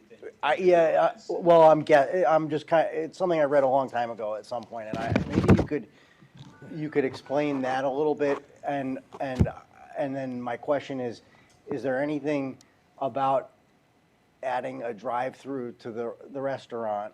Because that's all we're really talking about here, is whether there should be a drive-through, whether that would change the status or the categorization of that intersection to the next level up, or however, make it more congested than it currently is. No, understood, and I think I'll take the second part first. What's sort of unique about Taco Bell and a lot of quick service restaurants, they draw heavily from the existing traffic stream. We would call that a pass-by trip in our parlance. So in other words, you're already out and about, you're heading through the Bay Foundry intersection. Oh, I could really go for some Taco Bell, or I could really go for some Dunkin' Donuts right now. It's in other words, oftentimes it's part of an overall trip elsewhere. So it's not really, we wouldn't call it a new trip. It's new to the site, but it's not new to the general area. So in terms of impacts, sites like this tend to be a little bit lower on the overall impact side because, again, they're drawing from the existing traffic stream. It's not like if you put a brand new middle school or high school somewhere, those are all new and they're only going there exclusively for that single purpose. In terms of what you're talking about, the signal gradations, we would call that level of service. It's like level grades in school. It literally goes A through F. A is the best, F signifies typically some level of congestion or delay. But more specifically, what we look at in any operational analysis for a specific site development is the delta. What is the delta, the change in terms of this project's impacts over what's already occurring out there? And what we found, what our analysis found, when we compare the no-build condition without the Taco Bell to the build condition with the Taco Bell, what's that incremental increase? And overall, to that intersection, we're finding increases literally seconds of delay, like 2 seconds, 3 seconds, 4 seconds of overall change in delay to the overall signal operations. So based on that, they're definitely operating below capacity. We're having a very minor impact. And again, I hate to keep referencing them since they're not here, so I will lean on their words. BSC Group did agree with our operational analysis and the overall level of impact that we stated. So my apologies, I wasn't trying to be too verbose, but I wanted to try to give you the answer. I think you saw it. So, but I'd certainly be happy to follow up if there's anything additional. So you don't. So what does this have, an A level or an F level? I mean. Oh, certainly. I'm sorry. I could certainly drill down a little bit. I'm just curious. I mean, yep. Is it an A now and it's going to become a B, or is it an A and it's still going to be an A? Or we looked at 3 specific time periods. We looked at the weekday morning commuter peak hour period, the weekday evening commuter peak hour period, and the Saturday midday peak hour period. Those are typically when you would expect to see, a commercial site of this type, have their highest demand. And it also coincides with the adjacent street peak. So we try to combine kind of the worst operational characteristics of the site, if you will, with the worst existing operational characteristics of the existing intersection or adjacent street. So in the morning, you're a level of service C without the site. You remain a level of service C with the site. In the afternoon, you're a level of service D without the site. You're a level of service D with the site. No change. Saturday, you are level of service C without the site and a level of service C with the site. So there's no change in gradation in terms of level of service. Okay, thank you. Thank you. That's actually very helpful. Good question. Lucky. All right. All right, do you have any questions? Yeah, I have a couple. First question, it was earlier described that the right turn only driveway entrance on Foundry Street was being tweaked. Could you explain a little bit more what you meant by that? Or maybe that was something Mr. Marioni said, I'm not sure, but. I think we just changed the radius slightly. Corey, is that a correct statement? It was a minor change to the center island. Okay. Cursor. Yeah, this is the area in question. Again, back to the plan that was first presented to the board back in May, we showed virtually an identical configuration. The town's review engineer, BSC, did suggest that we make a minor modification, but the intent is today on July 9th what it was back on, Right. on May 7th. No, So yeah, I understand that the general purpose is the same. Just when you say tweak, is it going to be bigger? Is it, how is it going to change? sorry, Corey, I keep putting Corey on the spot. Yeah, so Corey, for you, did like, you you want to wanna come to the identify microphone, yourself? because we can hear you when you're speaking from back there, but the public can't. Sorry, I thought I could have handled it. No, it's okay. I'm Corey Mason. I'm the site civil engineer with GPI. I believe the change that was requested was to the radii and/or width of the center. I guess it's a mountable concrete island. I don't recall specifically off the top of my head what exactly changed, but the overall character of the right-in, right-out driveway is unchanged from the previous plan. The overall width is not Bless you. significantly changed. So is it going to be changed so that it's going to make it harder for somebody who wanted to take a left despite the fact that it looks like they shouldn't, to try to attempt that illegal maneuver? So this comes from BSC. So let me read to you what BSC's comment was, so that Sure, I think thank it you. addresses the question. The BSC recommends the proposed geometry at the Foundry Street driveway curb cut be modified, this is the important part, to discourage existing vehicles from being able to take a left onto Foundry Street westbound. That's what was addressed, so that So was. widened and, Yeah. yeah. Yeah. That's what they were trying to do. They were trying to discourage So if you're people taking, from going the way opposite that they should be going. right, That's what they're trying to do. okay. Yeah. And my other question is with respect to the driveway access on Bay Road. I think, some people are concerned about traffic getting all bunched up and everything. Is there a way to post some kind of a sign that says "Do not block intersection" of the ma'am? Is there a way to? Because I'm not sure there's anything like that in other parts of that, other parts of Five Corners, but is there a way to post "Do not block the intersection" so that traffic is coming up, I guess that would be from the south up Bay Road, if there's a lot of, if the traffic is heavy, they wouldn't be blocking the entrance, so that if other traffic is heading south on Bay Road, they can make a clean left turn into the restaurant without There is a way to do that, and the applicant will follow the signage request made by the town. I would Right. just suggest to the board respectfully that that not be done here, but Right. that be done at the planning board, because the planning board is going to handle the on-site signage and the on-site traffic flow, which of course considers the Bay Road and Foundry Street. Right. And Bay Road and Foundry Street are governed by the selectmen and DPW, so I think the appropriate forum to do that is not here under this permit, but under site plan approval. Sure. And, we certainly, if you want to put a condition in that says, talk to the planning board about this, or if you want to just communicate that as site plan approval as part of that process, because that's the next step after this. If we're fortunate enough to get a decision favorable, we then go to planning board. Sure. you can comment on that, obviously, and that can be one of your comments.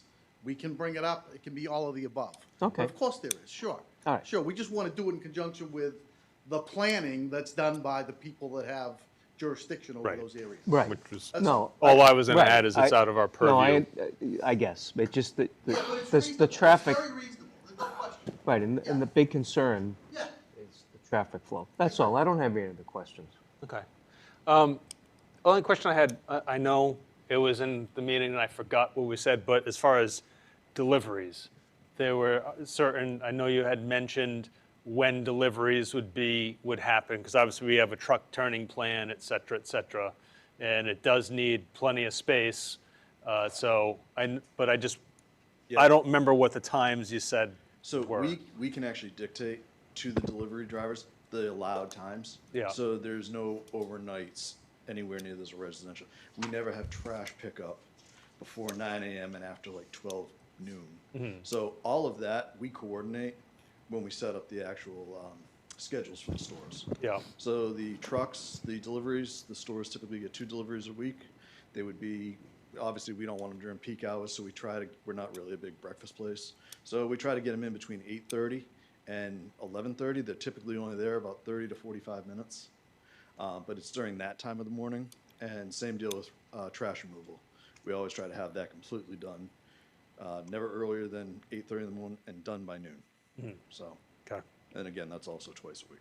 Okay.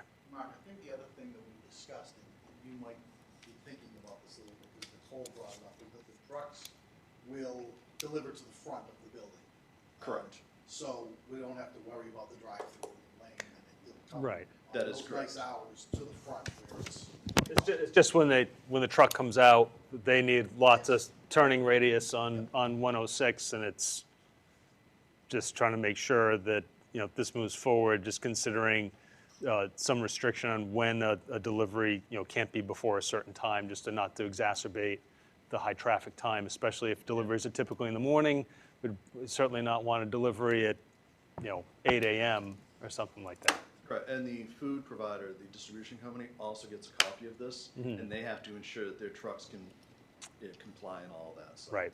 they have to, it has to work as well. Right, okay. I don't have any other questions. Jean? Mr. Chairman, just a clarification, I think what was just said, I might have misheard. You said that the deliveries, did you say sometime after, I mean? The trucks come, after hours? the deliveries are made in the front, is what I just said. They don't go around the back of the building. And Mark stated that the deliveries in terms of time can be dictated by the owner of the store, and when they dictate them, they take into consideration if it's in a residential neighborhood, peak traffic hours, those types of things. So what I believe the chairman was getting at, and perhaps the whole board is getting at, is being able to place a condition in the decision that dictates certain hours, and that's what I think Mr. Cook was just flushing out, and what the owner is saying is, no problem, we have the ability to control it. All right, thank you. And one last one with the truck, speaking of the trucks, was there some kind of tweaking that was made since the last meeting in some sort of truck delivery area? No, that's just what we represented at the last meeting. Nicole, the civil engineer who was here, somebody asked that question, good question, I think it was you, actually, we were going through that, and that was her response, and I just wanted to repeat that response. I just That's need no all. change. Thank Yep. you. Okay. Any other questions? Nope. Okay, open to the public. Andrew, the microphone slightly to the right. Yeah, please do. You can move it up too to get it closer. That's okay, good. Okay. We'll try to project.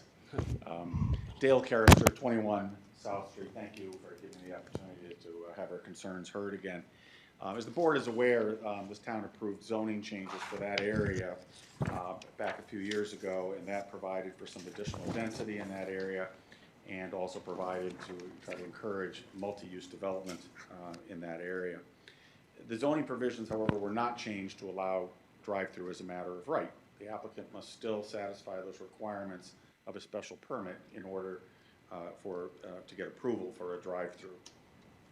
The burden, as I understand, is on the applicant to demonstrate that the adverse effects of the proposed use, which in this case is a drive-through at that particular location, will not outweigh its beneficial impacts of the drive-through to the town or the neighborhood. In view of the particular characteristics of that site and of the proposal in relation to that site. My understanding is the applicant has the burden to demonstrate that all 6 of those criteria under the applicable standard are in fact satisfied. And that means something. You can't simply approve it simply because there was an approval of another proposal at a different site with different characteristics. You have to take a look at the specific proposal for this specific site. And here, what we're talking about is a densely packed site with entrances very close to an intersection that is a busy, congested, complicated intersection that is at the heart and the lifeblood of this neighborhood. You don't get through anywhere from our area, from most of our areas, without going through that intersection. And I would submit that this intersection is not the proper location for a drive-through for a fast food restaurant, or any drive-through for that matter. There in fact likely are additional locations where this applicant could put a Taco Bell, whether it's on a pad at the Shaw's area across the street, just like you have a Burger King, or another location that doesn't present the particular problems of trying to put a drive-through at this intersection. I'd like to address just a couple of the factors that are that this board is to consider, one of which is the traffic flow and safety. I've talked to a lot of folks in Easton about this proposal, and the near universal response from folks is, that's crazy to put a drive-through at that intersection. And if you haven't already done so, or if you have done so, I would suggest you can form your own judgment about what's going to happen if you put a drive-through at this intersection. By way of example, looking at the diagram behind you, what's going to happen when somebody is trying to take a left from Bay Road to enter into that, and you're in the morning and you have 5 or 6 or 7 cars there? I live on South Street right off of 106. And I can tell you, when there's a traffic problem and that road comes to standstill, nobody's letting you out. It's just rare that somebody, whether you have a signage or not.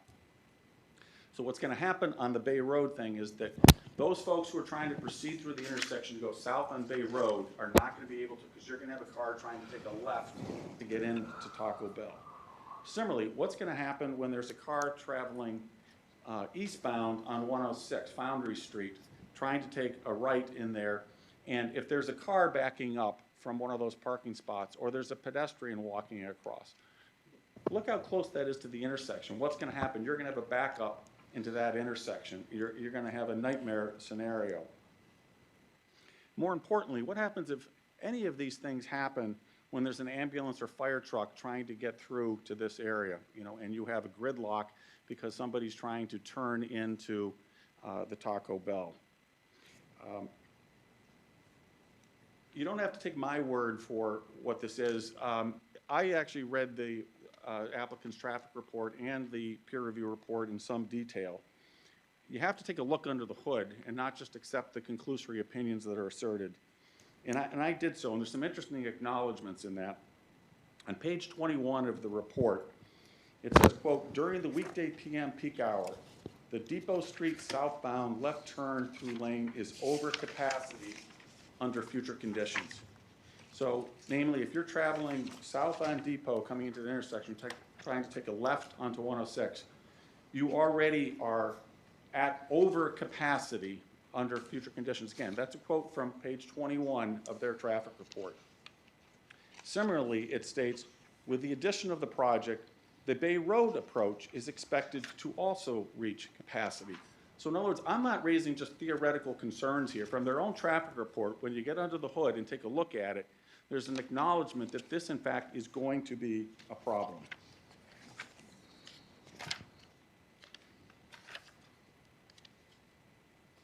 And was acknowledged by the traffic engineer and is acknowledged at page 26 of their report. They recognize that the drive-through would increase the intersection delay, the delay at that intersection. So my question would be, in light of the problems we already have there, why would we ever want to add a drive-through at that intersection to increase the delay, increase the likelihood of a bottleneck at that intersection? And with respect to the suggestion about getting signal up, changes and so forth, there's no indication that there's anything that can be done with the signal updates that would improve this matter. And I have some knowledge of this in connection with the MBTA zoning issue when we interacted with the town, and in particular with Dave Field, about what changes could be made to try to alleviate the traffic in this area when they, at that point, were trying to consider putting 95 acres of rezoning for high density down by the Avalon Street area. And we suggested, for example, can you put some traffic lights where gaslight and lamplight are? And the answer was no. And so we made other suggestions as well. So the fact that they're just raising a theoretical thing, recognizing that there's a problem, and suggest that perhaps something could be done in the future, I'd suggest that that does not satisfy, that is not satisfactory. We also, when looking at the expert report, also have to consider what information was or was not considered. And my understanding from review of that report is that this traffic study did not take into account any of the traffic west of that intersection. So they did traffic studies, get some numbers with respect to the Bay Road that's appearing there going south, and also on the Foundry Street, but did not take into consideration any of the traffic on the other side. On the MBTA zoning issue, we were told by the town that, well, it's been about 20,000 cars every day. It's been that way for a long time. Well, that actually was not true. There, as I mentioned at the last public hearing, there in fact was a study done by DOT, traffic data study, in March of 2024 that determined that the traffic count was nearly 28,000 cars a day, 14,000 cars approximately going each direction. So what that means is, in addition to the traffic referenced in their report, you have 14,000 cars traveling east on 106 coming to that intersection, and you have another 14,000 cars, whether coming from Bay Road, whether coming from Depot, or whether it's coming from 106 from the opposite direction, traveling out.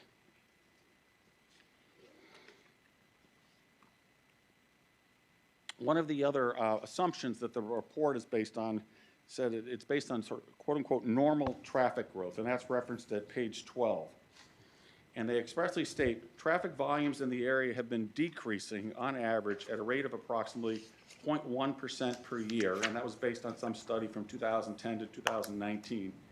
It's simply not true, and I'd like to submit to the board, and I'll provide to Mr. Marioni and the traffic consultant some additional traffic data from the Mass DOT website. And if you're, Mr. Chair, may I approach the board and also provide the copies? Mm-hmm.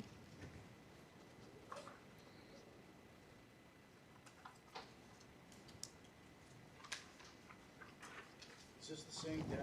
No, it's additional data.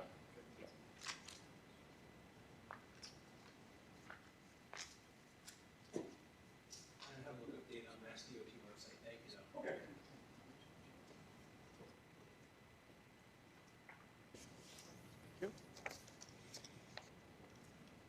And I'll briefly explain what this is and what it shows.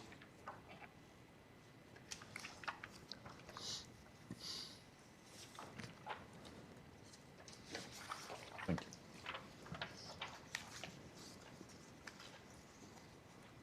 So the first page is the summary from the Mass DOT for a traffic data station that was located right by New Pond, so it's between Five Corners and the Avalon area. And it shows the historical data, and at the middle of the page, you'll see it's AAD, that's average, annual average daily traffic. And for 2020, it shows a figure of 17,672. In 2024, that's up to 26,951. So while the expert conclusions are based on an assumption that there has been normal traffic growth and this area has actually seen a decrease, the actual figure says quite to the contrary. We have been absolutely under fire in this area with the additional development that has taken on. At the bottom of the first page, you'll see some summary of the actual traffic studies. 2009, the traffic count was 9,749. 2012, approximately 20,000. 2021, likely due to COVID, 16,768. And the most recent one, March 20th, 2024, nearly 28,000 cars per day. And the additional pages in this are the corresponding more detailed information for each of those three. And on the very last page, it has a breakdown of the cars traveling each way. So it's about 14,000 cars traveling in each direction.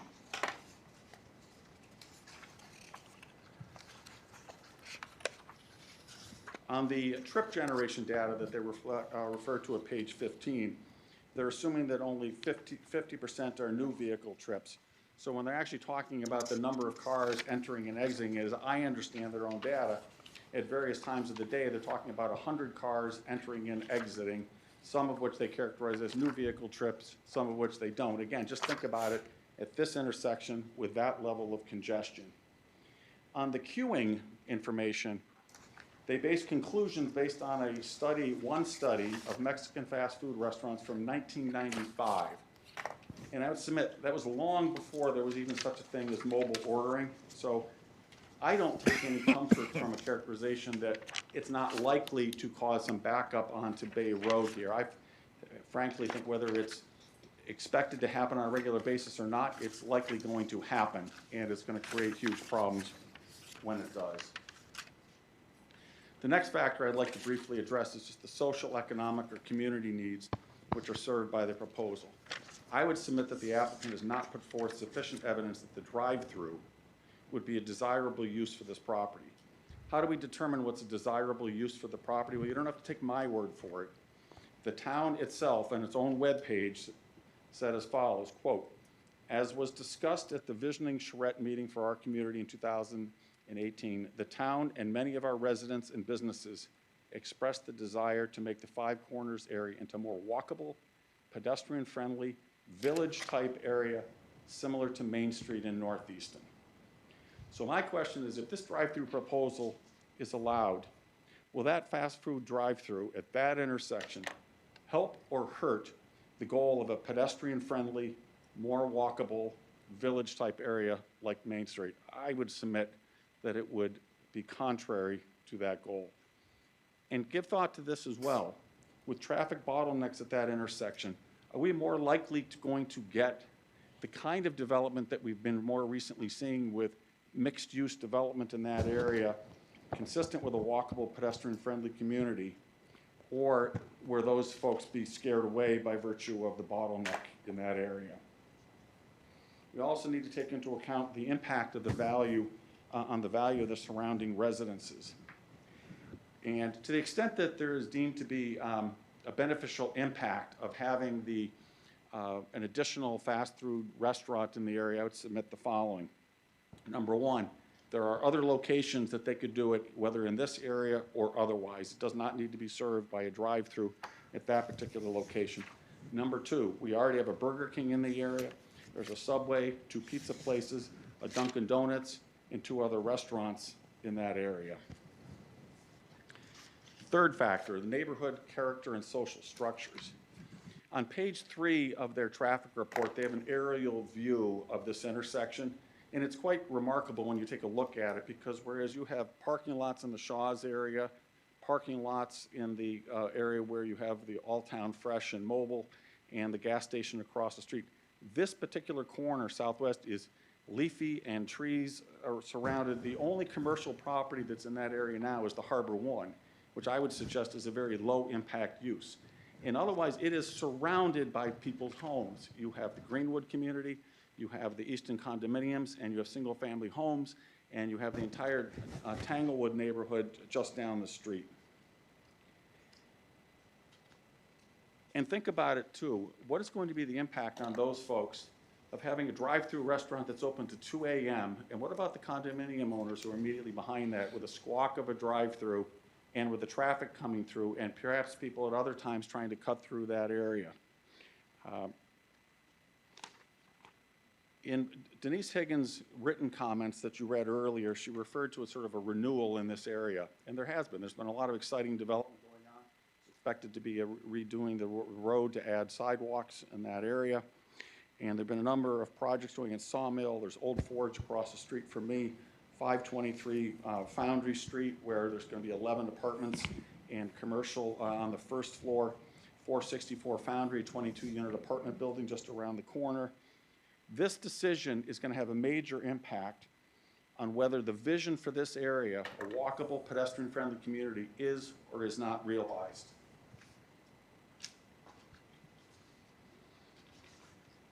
I just briefly want to remark, I myself, I have been very involved with this neighborhood group since the sewer project. We got a membership of about 160 people, worked very collaboratively and constructively with the town on the sewer project, and we've kept the group alive. Our motto is stay informed, stay involved. These are folks who get involved, come to meetings, and who are not the type just to complain about something after the fact on Facebook. And this group has supported the economic development in this area. Our area has over 70% of the entire town's stock of multifamily housing in this area. This group supported a sewer project by which most of these folks are paying nearly $20,000 to have a sewer hookup, which allows this type of economic development to take place. This group has supported the additional density and the mixed-use zoning provisions for the 5 corners of Eastman Street. In fact, I spoke in favor of that at town meeting. This group has supported the Aroma Joe's project, the mixed use at 523 Foundry, the Sawmill Village. I spoke in favor of public hearings on that. And our area, our precinct voted in favor more recently of the town's project, the $150 million project for the public safety building. So this is not one of those anti-development, anti-town groups. This group, these folks have worked very hard to work with the town. And this decision from this board is going to have a big impact on what this area looks like. These folks, myself included, care very deeply about this area and are very committed, and would ask the board to think of what this area can and should be as it's tried to achieve that vision, as opposed to what it may look like now. So our group will continue to support smart economic development that will benefit this area, and I would submit that this proposal is not that. Thank you. Anybody else?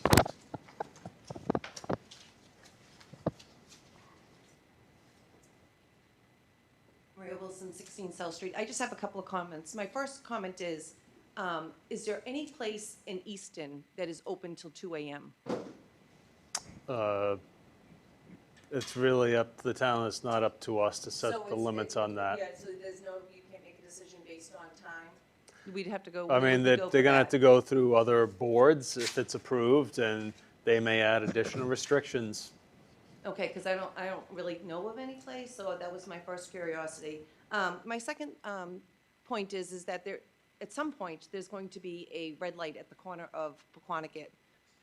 That, we don't know what, I mean, it's going to alleviate the traffic going onto 106 so that people can get out. It's also going to help with the Sawmill Village, with people coming out. But we don't know what the impact is going to be actually at 5 Corners, because it's going to stop the traffic, and on those peak times, it's going to back it up. So it's going to be backed up onto Bay Road, both sides. I just feel like the timing is not right for this, and I feel like the project needs to be paused until Sawmill Village is developed. The dentist office on Foundry Street near McGuire's is developed with mixed use that's already been approved, and also the development down by Harbor One that's in the process of being built. And then take into consideration the red light. So I just think that we don't know what that traffic's going to do. We know it's going to impact us, and it's not going to impact us to the positive. And now we're going to add 2 drive-throughs that the road is not going to be any wider. I come off of 495 there, and I don't know if you want to go sit there at 5 o'clock in the afternoon and try to take a left onto 106. It's like next to impossible. It's like playing Russian roulette. And I just think that that's going to be the height of the restaurant when people are like running from sporting events, high school things. And I just really think that it's just not, the traffic situation is already bad. It's going to go from bad to horrific, and it's really going to be a hardship. And once it's there, we can't fix the problem. I mean, there's nothing we can do. We can't make the road wider. We can't change anything that's already happened. So I really would like you to really think about how this is going to impact us. We as Dale said, have supported everything. We've endured in 5 years so many hardships. And I just really want you to know that, like, we're deathly afraid of what this is going to do to our area with traffic, getting out of our streets. I mean, I literally go up not Blackbrook, go down Quanticket to Beaver Dam, to Bay, to go out that way because I can't get out because of the traffic light. And then coming back, I cut through the CVS and go down that way because you can't get out. The traffic at 5 o'clock is backed up everywhere. So do any of you live in that area? I do. Do you see that? Do you understand what I'm saying? I will cut through the CVS, I will take Beaver Dam. I don't go through Five Corners generally. And why is that? Because it's just horrific. Well, I mean, if I'm going to 495, I don't want to deal with that. I go around it because as a local, you know how to get around it. For you guys, unfortunately, like I get it. Like if you go to McGuire's and at rush hour, I know I'm not taking a left to go home. I'm taking a right and heading down to Pequannock. Yeah, right, and it's just, I mean, so you know what we're saying, like you can feel our frustration. Now imagine these people that live in the condos that, I mean, they can't get out. I mean, if that traffic backs up any more than it already is, they're never getting out. There's no place for them to go. For me, at least I can find my way around. They just can't get out, and I really think that because it's so has such high density there with all the condos, because you have 3 condo complexes and like a little tiny, like, what, a quarter of a mile, an eighth of a mile? I just think that it's just going to be detrimental to the whole area. And I hope that you consider that when you're making your decision. Thank you. Yes, ma'am.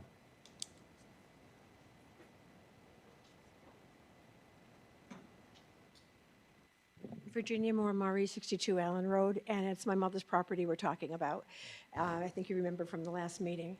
I had no idea there were really so many cars that go through that intersection. I think they've done a great job to develop a intersection that can handle that volume of traffic. I'm actually amazed at the number of cars. I had no idea. I think there's so many things. I live in this town too. There's over 25,000 people, right? And I've talked to people, I know Dale's talked to people, we all talk to people. And there are a number of people who are excited about Taco Bell coming in there. There are people who live in the Furnace Village District who said, I don't oppose it. I'm not gonna name names, but there are people I've talked with who said, Jenny, I don't oppose it. I've learned how to detour the 5 corners if I need to. We all learn better ways to travel. I went to the Villa for Pizza tonight, and I couldn't go out Elm Street. I chose to go to the light and turn left, you know, down near the village. Well, sure, and I'm just going to interject, and I'll let you continue. Like, you live in Allen, so you can work around it. I live off of Pheasant, so I can work around that.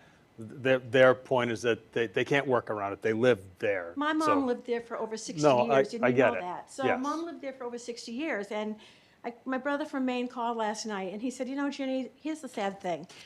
He said, it's all developed since Mom moved there. She lived to 100. We never knew she'd live so long, and we're grateful that she did.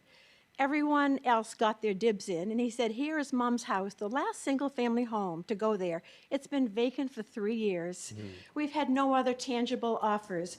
We like Taco Bell. We think they are a well-established business that's not going to go out of business in 2 years and leave that place desolate again.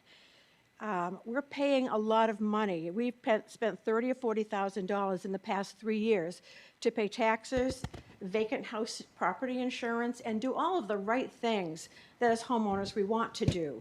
We are definitely in favor of Taco Bell going there.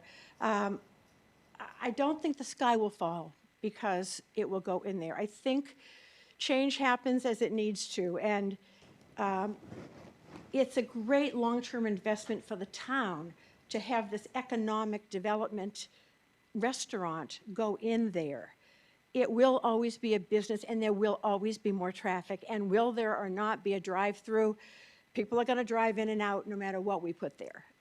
It's going to impact the 5 corners lights. But I said before, and I don't want to be repetitive a lot, I'll just keep it short. I have gone through the Five Corners every single day, multiple times, and I always get through okay. I know at 4:30, 5 o'clock by the post office there, it starts to mount up, but it always goes through, and people are patient, and they do stop. I came onto 106 near the Honeydew in West Bridgewater today. There was a whole line of traffic coming up from Market Basket. People stopped, said, go ahead and let us out. People do that. There are enough kind people in the world that will allow for somebody to go in or out if they're backed up on Bay Road. I guess, you know, I like the fact that the traffic study showed that there was no significant change in traffic with or without Taco Bell there. It may pull in some people that would have gone elsewhere, but there was no significant change in the traffic volume with or without Taco Bell. So did I understand that sort of correctly? That's what the traffic engineers study showed, and Mr. Carrister contradicts, I'll say. Right. So, I mean, you know, apples, oranges, I don't know. But I guess I just feel like there's already pedestrian traffic. I was mowing Mom's lawn, and I see people walking up and down the sidewalk in front of her house all the time. So there's already pedestrian traffic. There's no illusion that Five Corners is going to become like Main Street Northeastern, because there's 2 gas stations on the corner that are going nowhere. There's a repair place, there's a Shaw's. And, you know, my brother's comment is, what a shame that all of our neighbors, when I was growing up, have sold out to businesses, and now we're not able to if this doesn't pass. I mean, that's kind of an emotional plea, but it has to count for something sometimes to think about it. So I guess kind of that's all I have to say. But thank you so much, because I've never been to zoning boards meetings before, and I really am impressed with the amount of consideration you give to the Howard Street, to what I've heard since I've been here. Thank you all for what you do. Welcome. Just, sir?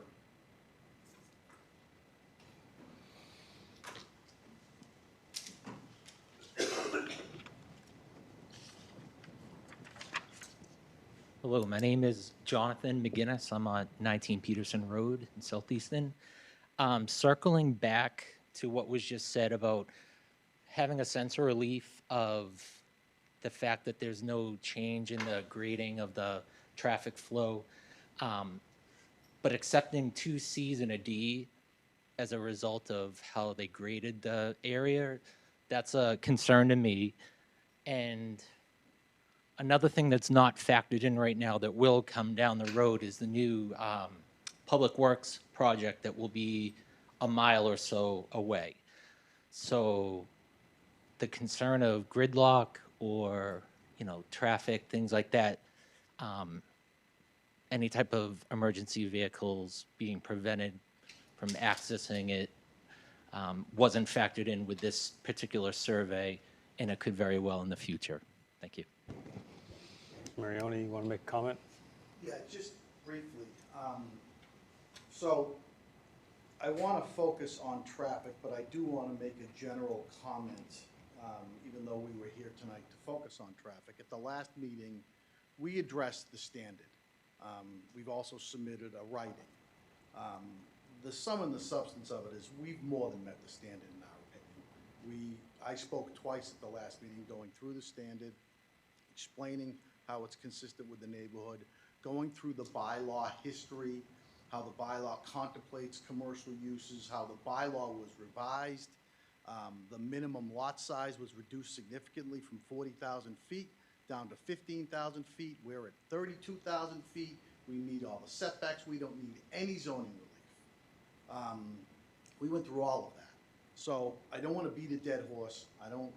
But since it was brought up, I feel the need to address it. I also want to point out that this project has been vetted in the sense of other town departments, other boards, other town officials to review it and provide comment to this board so the board can consider it. There is not one negative comment on the record from anybody in town hall, any board or official, against this project. So I think that's important to point out.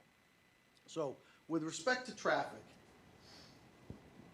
I'm an attorney, and I'm not gonna argue engineering issues with an engineer. Mr. Carrister is also an attorney, he is not an engineer. The applicant hired a licensed engineer to perform a traffic study. The town peer reviewed it with a licensed engineer. Well, I respect Dale, I have a lot of respect for Dale. Dale and I have worked together. I don't think Dale's opinion carries any weight on this. And again, I don't say that disrespectfully. These are licensed professional engineers. They've reviewed it, they have commented on it, they have come to a consensus. And the consensus is twofold. One, that we all acknowledge that this is a heavily trafficked road. But the consensus is that the development of a restaurant with a drive-through here as proposed is not going to change that in any significant way. And that's what this board needs to look at. The existing problems that are there, we are not going to make worse. But to Dale's point with his data, I think it's important that the board understands. Again, we're talking about engineers here. Here's some random comments that I was able to pull from BSC's report, just quickly. So there was a representation made or implied that perhaps the engineers that were hired by the applicant and BSC didn't look at the appropriate data or didn't look at all the data. Here's some statements from BSC. BSC agrees with the study area limits identified. Here's another one. BSC concurs with traffic volume data collection methodology and application of the seasonal adjustment factors. BSC agrees with the speed data collection methodology and supporting data analysis. BSC agrees with the methodology for assessing the SSD and the ISD for the proposed site, driveway intersections with Foundry and Bay Road as described in the TIAS. BSC agrees with the methodology to develop future no-build traffic. BSC agrees with the methodology to use ITE land code 933 for trip generation. And it goes on and on and on. I submit to you that the engineer's word should carry on traffic. And the reports speak for themselves. And the reports again say that the study was done appropriately and that while there is a lot of traffic in this area, this restaurant with this drive-through is not going to have a significant impact on any of the things that this board should be concerned with. So with that, I know it's late. I will let it go. Okay. Ma'am?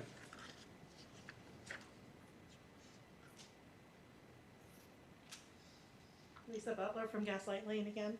Do you want to turn the microphone down? Just Lisa Butler from Gaslight Lane. The map that they had up shows that all of the traffic, if it's not going eastbound on 106, is going to come out on Bay Road.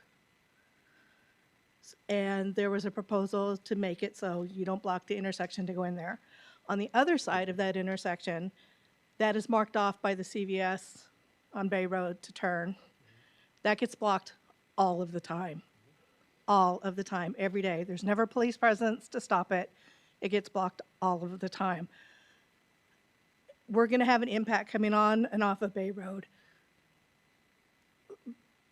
that I think we're trying to gloss over because committees and engineers and all those things have all said we agree with how this has come up. Everybody agreed with the engineers on 3 Mile Island. We know how that turned out. That's all I have to say. okay. It's like we, ma'am. And this will probably be the last comment, just looking at time.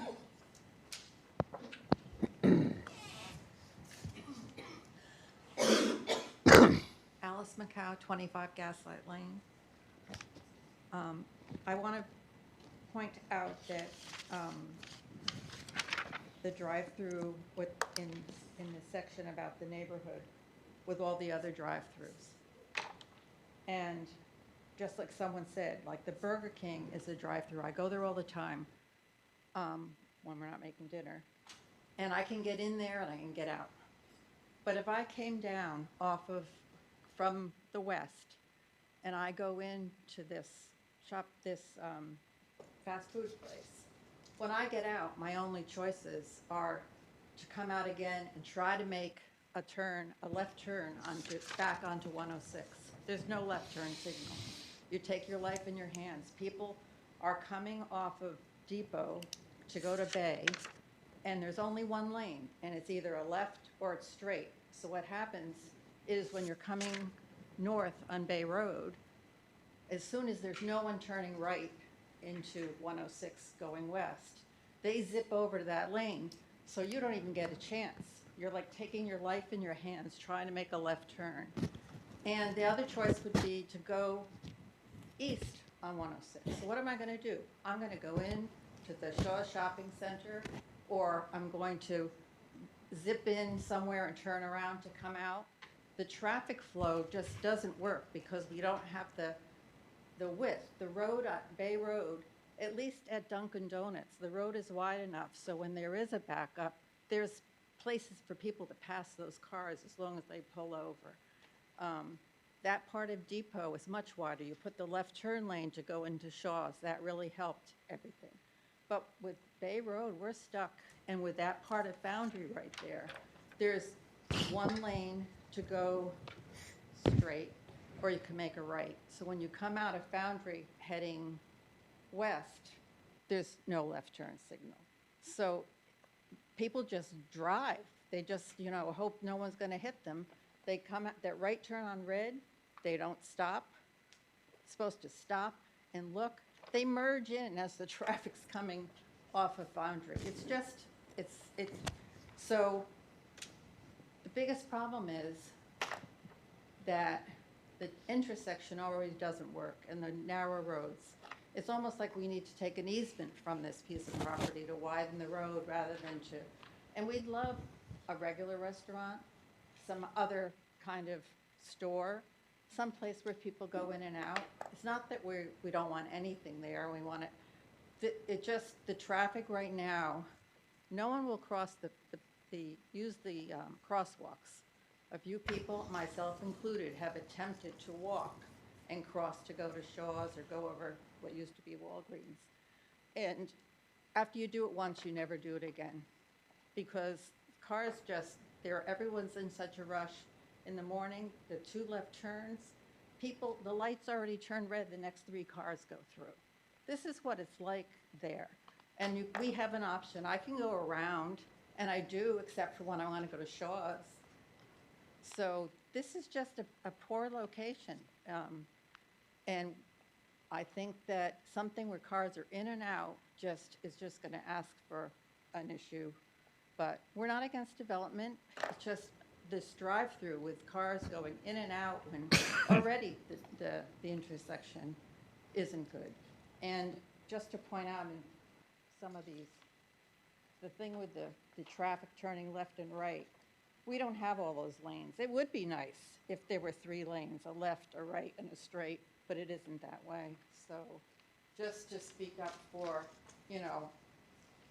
I would love to be able to just walk over, but I can't do it.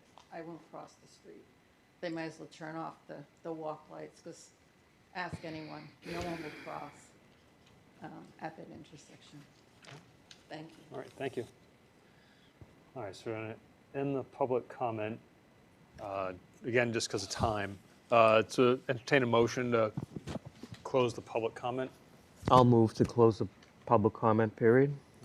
I'll second it. Second it. All those in favor? Okay, so at this point, we will deliberate. So again, remember, this is a request of special permit. Special permit has 6 criteria we need to walk through. First is being social, economic, or community needs which are served by the proposal. Now, I've had this discussion with many folks. The challenge with a lot of these items is they are very generic.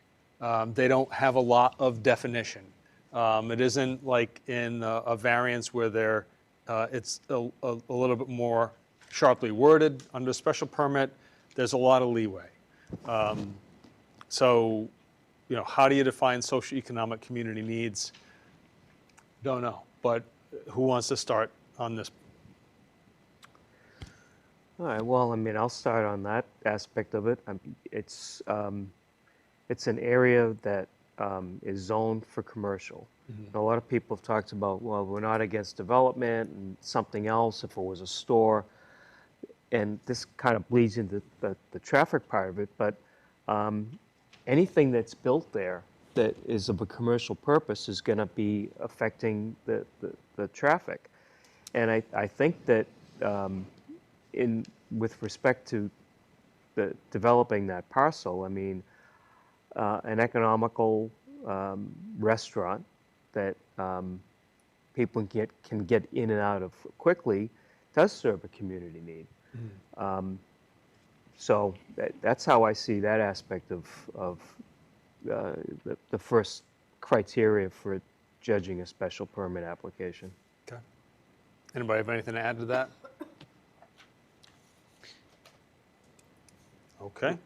Well, the market will decide, right? The market always decides. And I think it's not the first Taco Bell you've owned. You own other restaurants. So, I don't think the applicant would have chosen. I know it's come up where, well, they could build this anywhere else in town. It's an irrelevant point because we're not talking about another location in town. We're talking about this specific location. And if there were another location in town that made sense financially for the applicant, I'm sure they would have investigated it, but they didn't. And this is the one we have before us. Traffic flow and safety, parking and loading.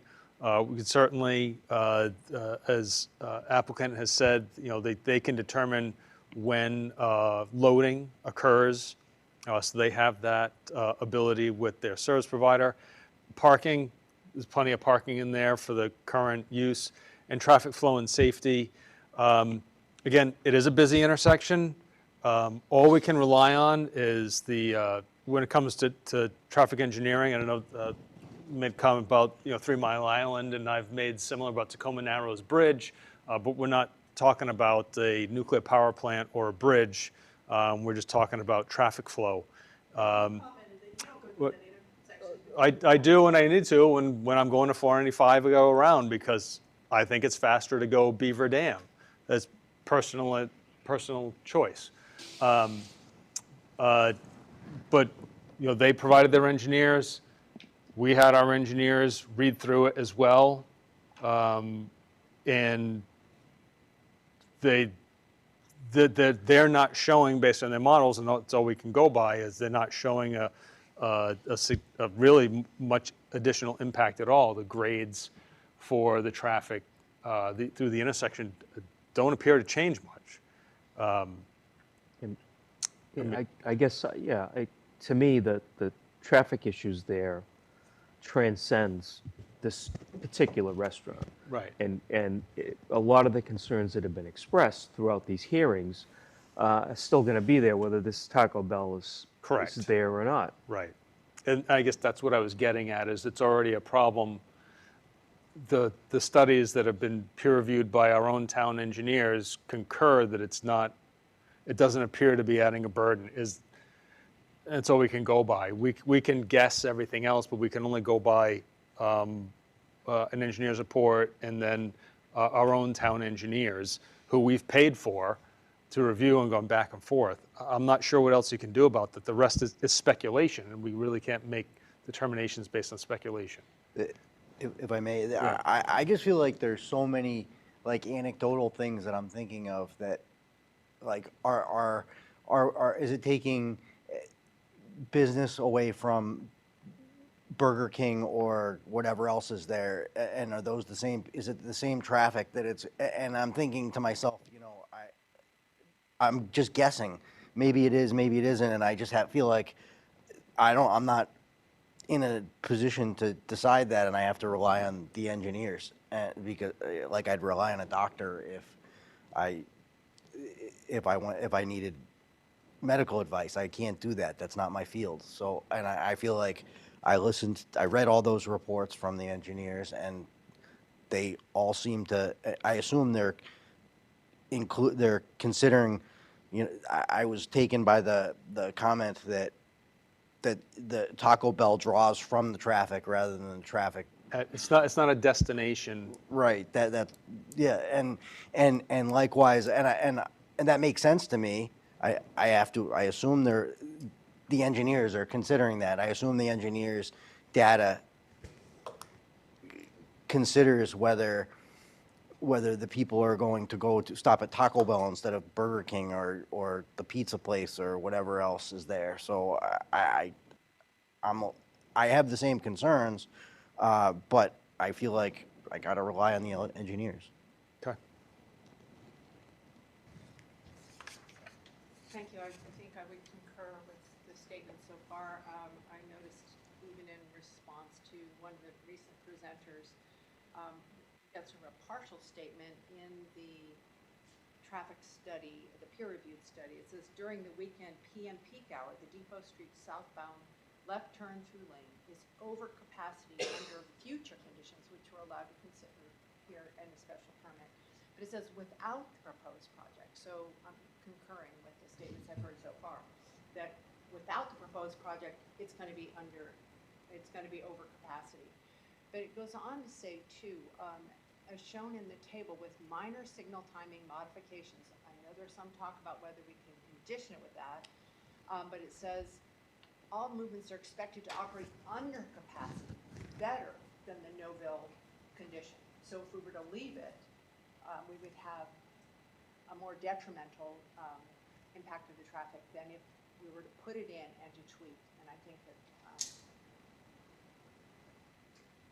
it also talked about updating them during the weekend peak period. But I do feel that the peer-reviewed study did seem to support changes that were not less favorable with the Taco Bell. Okay. 3, adequacy of utilities and other public services. I never really know what to do with adequacy of utilities and other public services. They're not a drain on water supply, power, et cetera, available in town is how I typically do that. And you can say other public services as far as emergency vehicles. If I'm not mistaken, if I can ask one of the traffic engineers, that signal has a flashing beacon on the lights at that intersection, correct? So that emergency vehicles passing through can signal and it. Mr. Chair, I'm going from memory. Yeah. I believe there is a preemption system. Yeah. Okay. All right. I thought, remember that being the case. I just, neighborhood character, social structures. I certainly understand the folks in the area. They've seen, obviously, you go back to the reports, even Mr. Karras to provide the details from the DOT data showing that like a threefold increase in traffic over the last 15 years, right? And it's certainly not someone been there for a long time. Wasn't what they purchased into. The town rezoned a lot of the area. What the applicant is asking for, everything, they meet everything. The only thing we're here for is the drive-through. I don't care about Aroma Joe's and their drive-through, and it happened previously. As Mr. Marione, I used to ask him when he was chair, was there precedent? He used to tell me there's no such thing as precedent, correct? So that what Aroma Joe's does is completely irrelevant. We're here to determine if that makes sense. Again, if we look at what the traffic engineers are posting and then our own town paid-for traffic engineers, as far as the queuing is concerned, they basically said it's a fairly non-issue.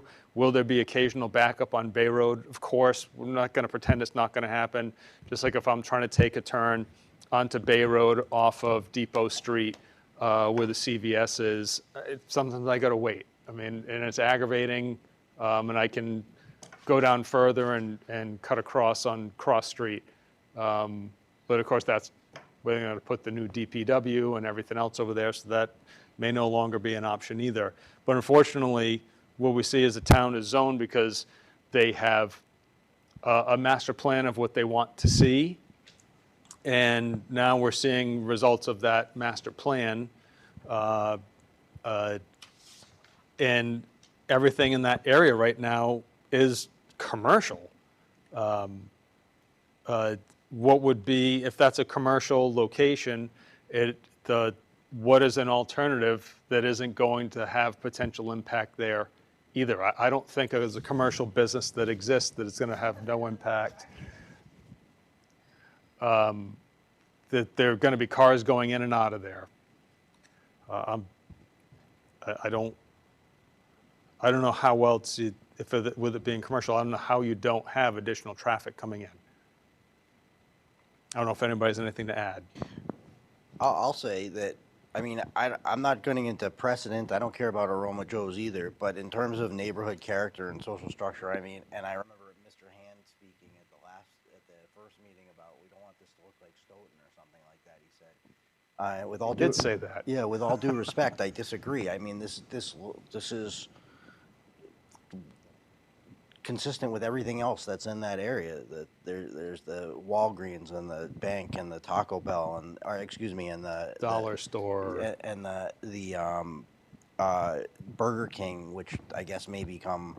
Somebody was saying it might become another Mexican restaurant, which I don't know how that's going to work. But with two Mexican restaurants across the street from each other, but whatever, that's not my problem. But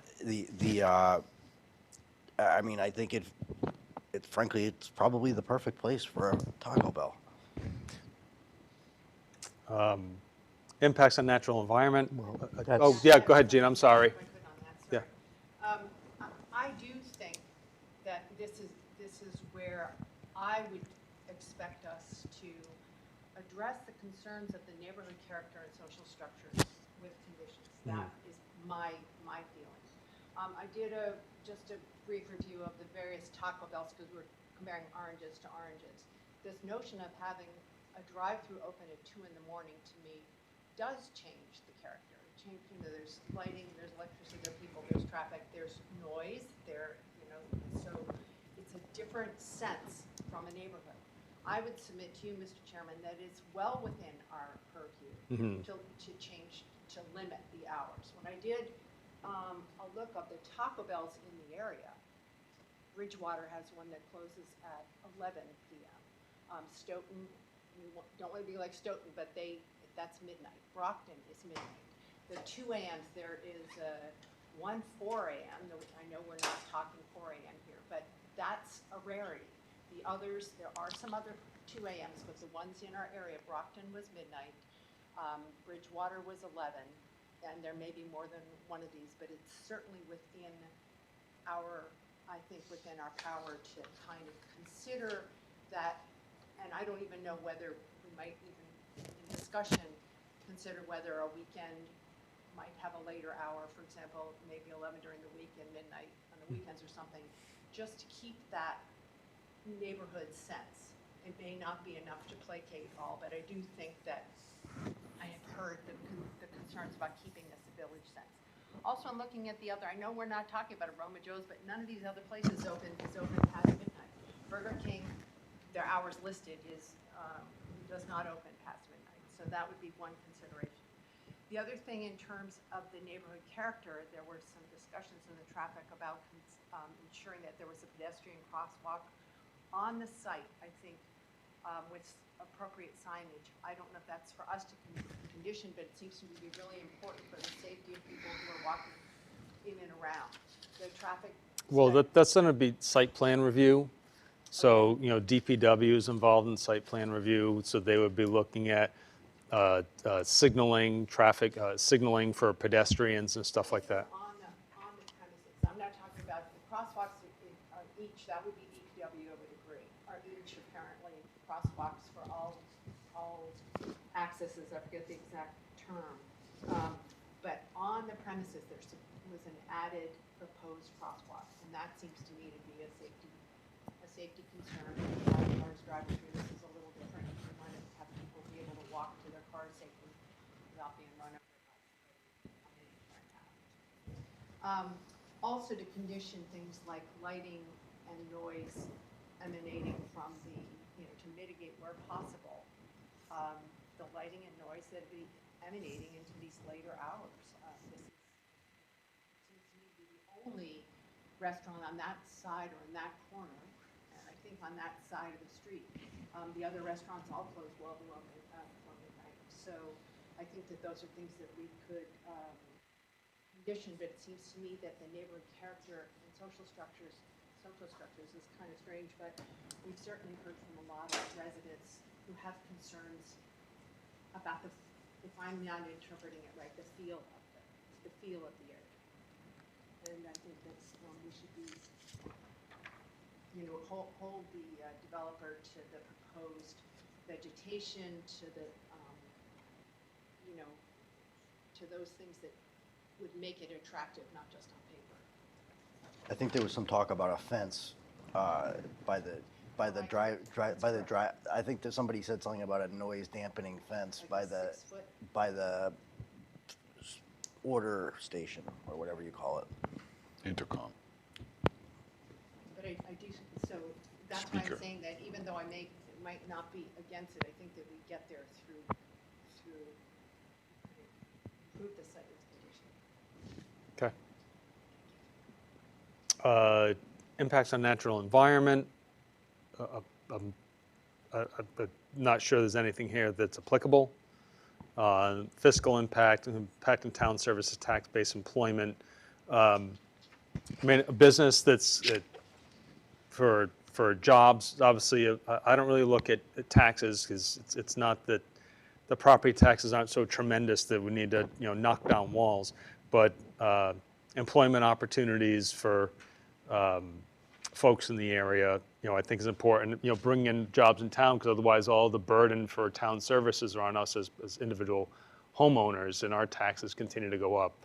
So trying to find some way to encourage, take other things into account, like Ms. Rummel had mentioned, to find some sort of happy, medium, some middle ground to allay some of the fears. I don't think we can allay all of the fears of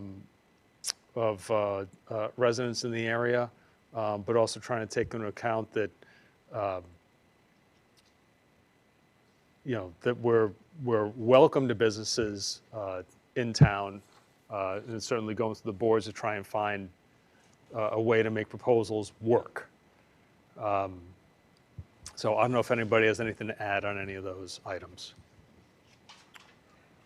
Well, I mean, impact on the natural environment. The natural environment there right now is a commercial area. Correct. I don't know that it would demonstrably impact what's already there. And then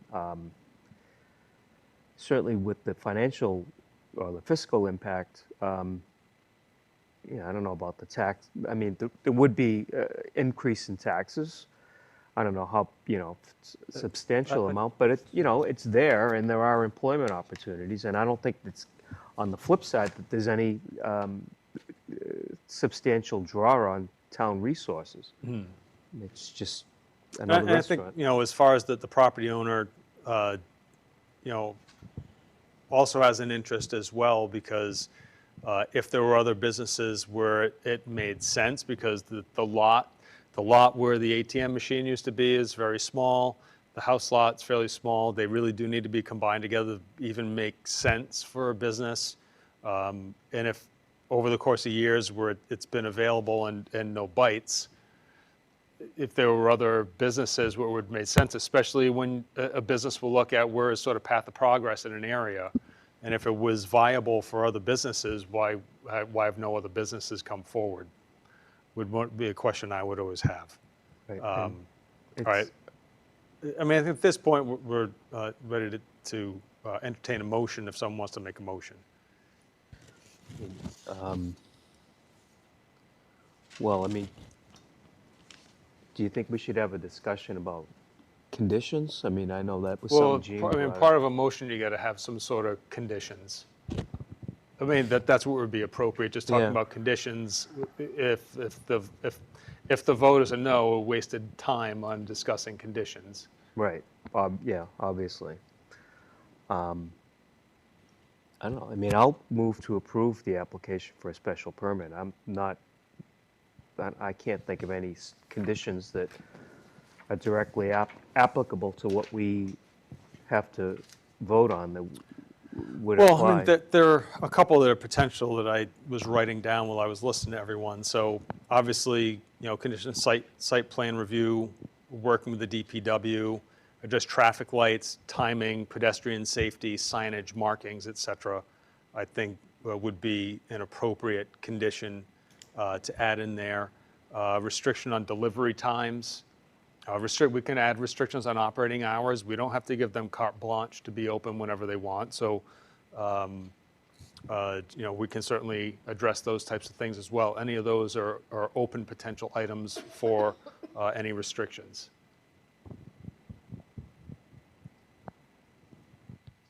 May I ask a question? Sure. Mr. Chairman? So when the motion has been made, is it? We would be then making. you're going to take a vote just based on the blank motion? No, so there'd be some sort of amendment to the motion. Someone would say, all right, I want to make an amendment to the motion. Right. Correct.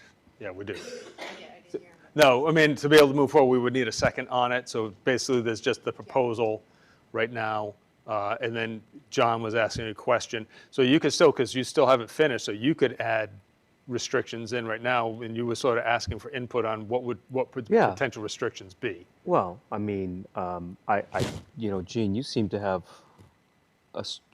I'm not, I don't think having the restaurant open till 2 in the morning is a good idea, but I don't know, I mean, can we attach a restriction saying that this approval is conditioned on closing at 11 p.m. or Yes, you can. midnight? Yeah, okay.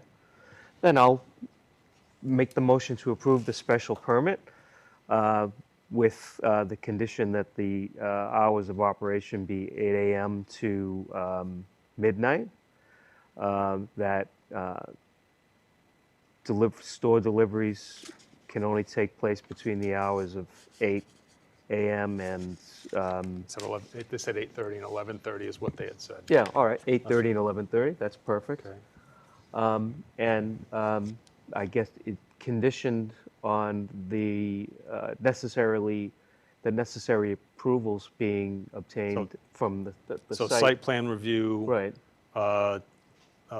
Work with the DPW to address traffic lights, timing, signage, markings. Right. Okay. All right. So that's a mouthful. So should I try to recite it again? Yeah, I mean, I got the notion. You want to? Yeah, sure. So I'll make a motion to approve the special permit, subject to the condition that the deliveries be restricted between the hours of 8:30 a.m. and 11:30 a.m., subject to the condition that the hours of operation would be 8 a.m. to midnight, and subject to the condition that the approvals be obtained from the site plan review with the DPW to address the issues of signage and signaling. Okay. All right, so motion. Do we have a second?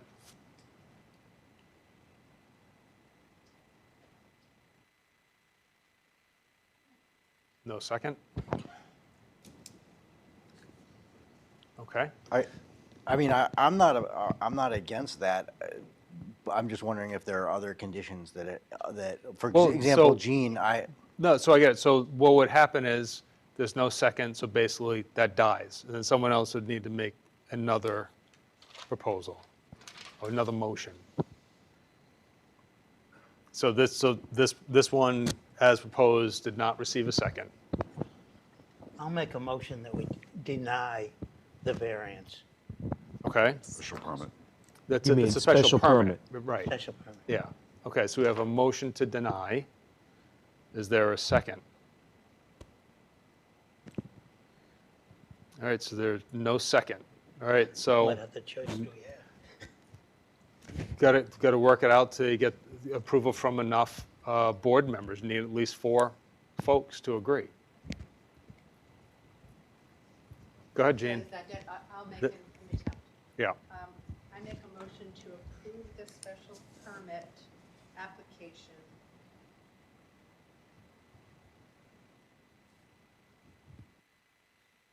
with the following conditions.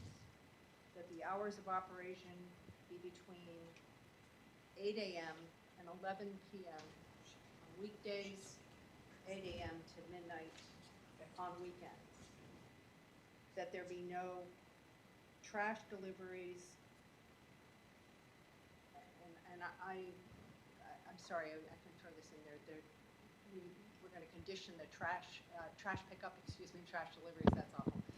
The trash pickup, we Yeah. were talking about that the trash pickup be done during the hour no later than. That's what he had suggested, it was 8:30 to That was 11:30. deliveries. Trash between 8:30 to 12. Between 8:30 and 12 PM. No, 12 a, yeah, 12 p.m. 12 PM. And that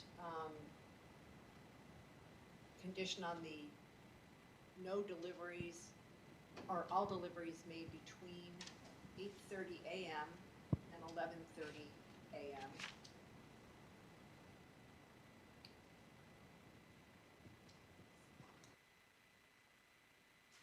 In accordance with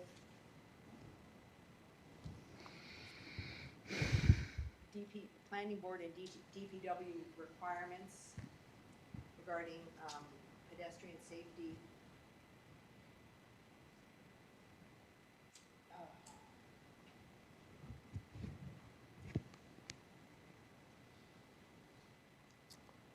And conditioned on the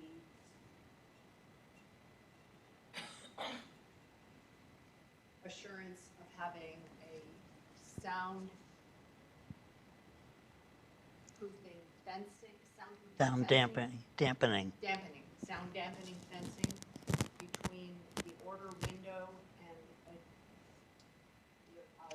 Condo. property to the south, if I got that right?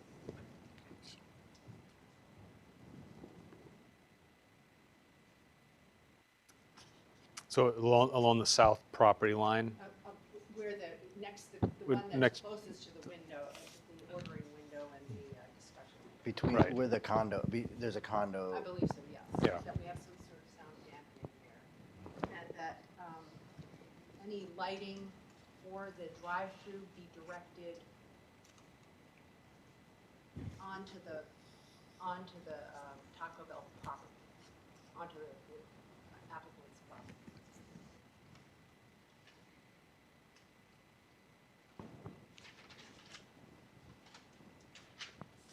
Okay.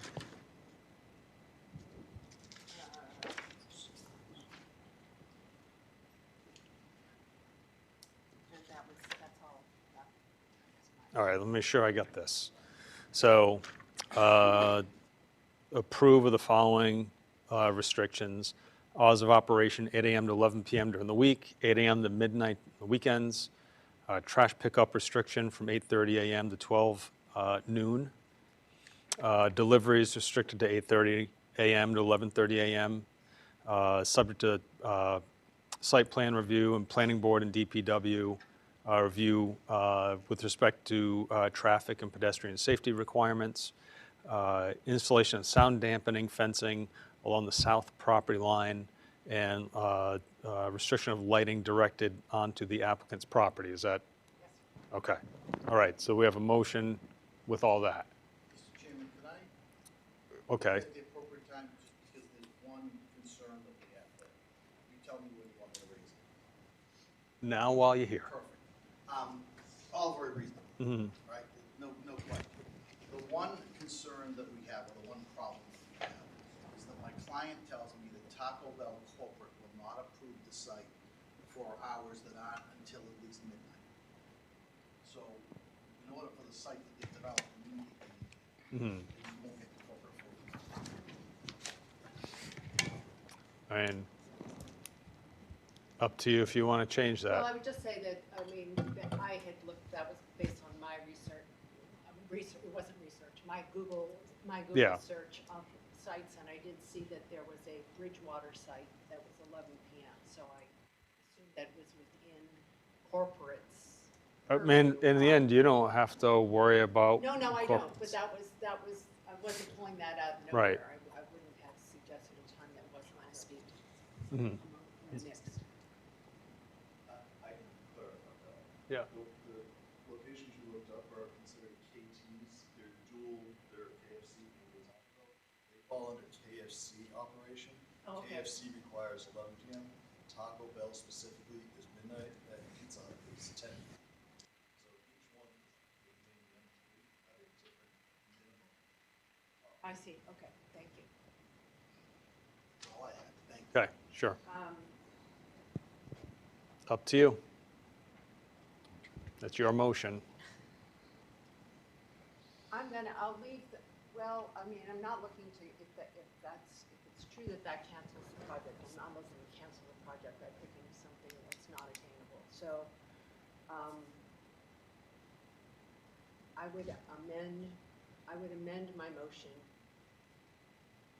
to be as stated, except that the hours would be 8 a.m. to midnight instead of 8 a.m. to 11 the rest of the For 7 days a week. Okay, all right. Okay, all right, so as the motion, with those 6, basically subject twos. So that's motion, is there a second? I'll second it. All right, a second by Mr. Curran. Any further discussion? Seeing none, we'll take a vote, be a hand vote. All those in favor of approving the motion as proposed? I will vote. Oh, that's 4, except for Mr. Handberger. You're opposed, okay? So 4-1. All right. That's it. So we still have some business stuff to take care of, but that's it is for hearings. All right, thanks everyone. All right, so where Can I have your is, notes? And can I have this? yes. This is good. All right, board reorganization. We got to do that now, right? We do. Okay, Town clerk focus. right. So we have to do board reorganization. So basically, chair, vice chair, secretary, clerk. Let me get that right. We'll start with clerk. I mean, unless Jeremy completely opposes, I would just make a nomination or make a motion for Jeremy Kay to remain as clerk. Seconded. Second. Okay. Right down there. What? He couldn't wait to get there. Someone must go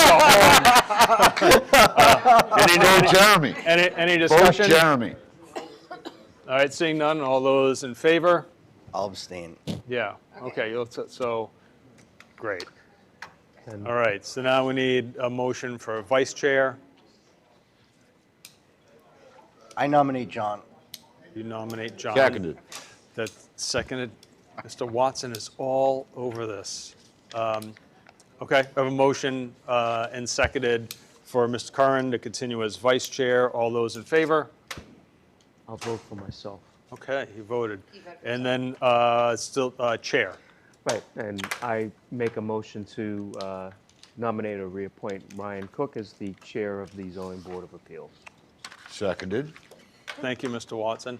All those in favor? 100%. All those opposed, okay, that was unanimous. Approval of minutes, I'll entertain a motion about the meeting minutes for June 11th. I just had one question about them. On page, The tome.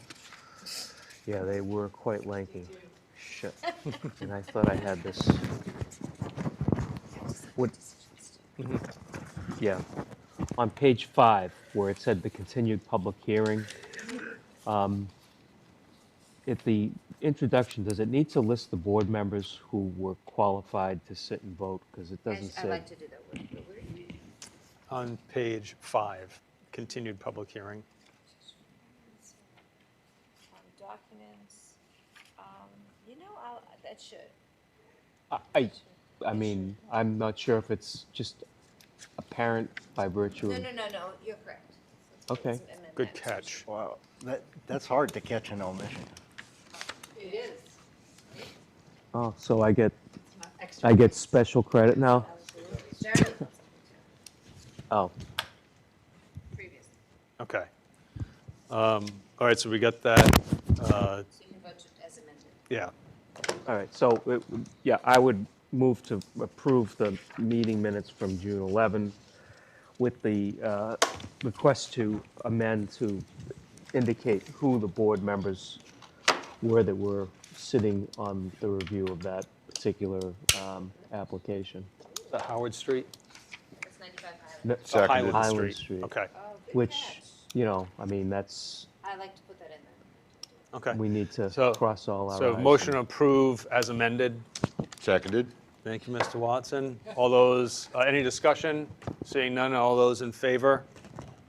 Okay, and I will make a motion to close. Seconded.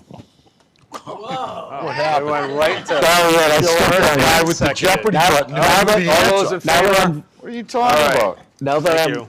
now that my candidacy for vice chair has been confirmed. Yeah, Everybody's I gonna have to be sign. polite Hour's anymore. going to his head already. Go ahead. Yes. You know, I do this all the time. where Make sure that I've got, I before you scribble sign all over anything. this stuff. Do you These are the take this ones, stuff with you, or correct? do you just leave it? As long as they say approved or I would approve over. Yeah. They say granted, so just the top page. Yeah, just Yep. the top. Okay. Granted, don't date them. Yep. Well, they want to keep the binder, I think. I'm gonna, yeah, this is all, I marked all this up, so I'm gonna hold on to that. Are we off the record? Always assume when these things are on, you're hot.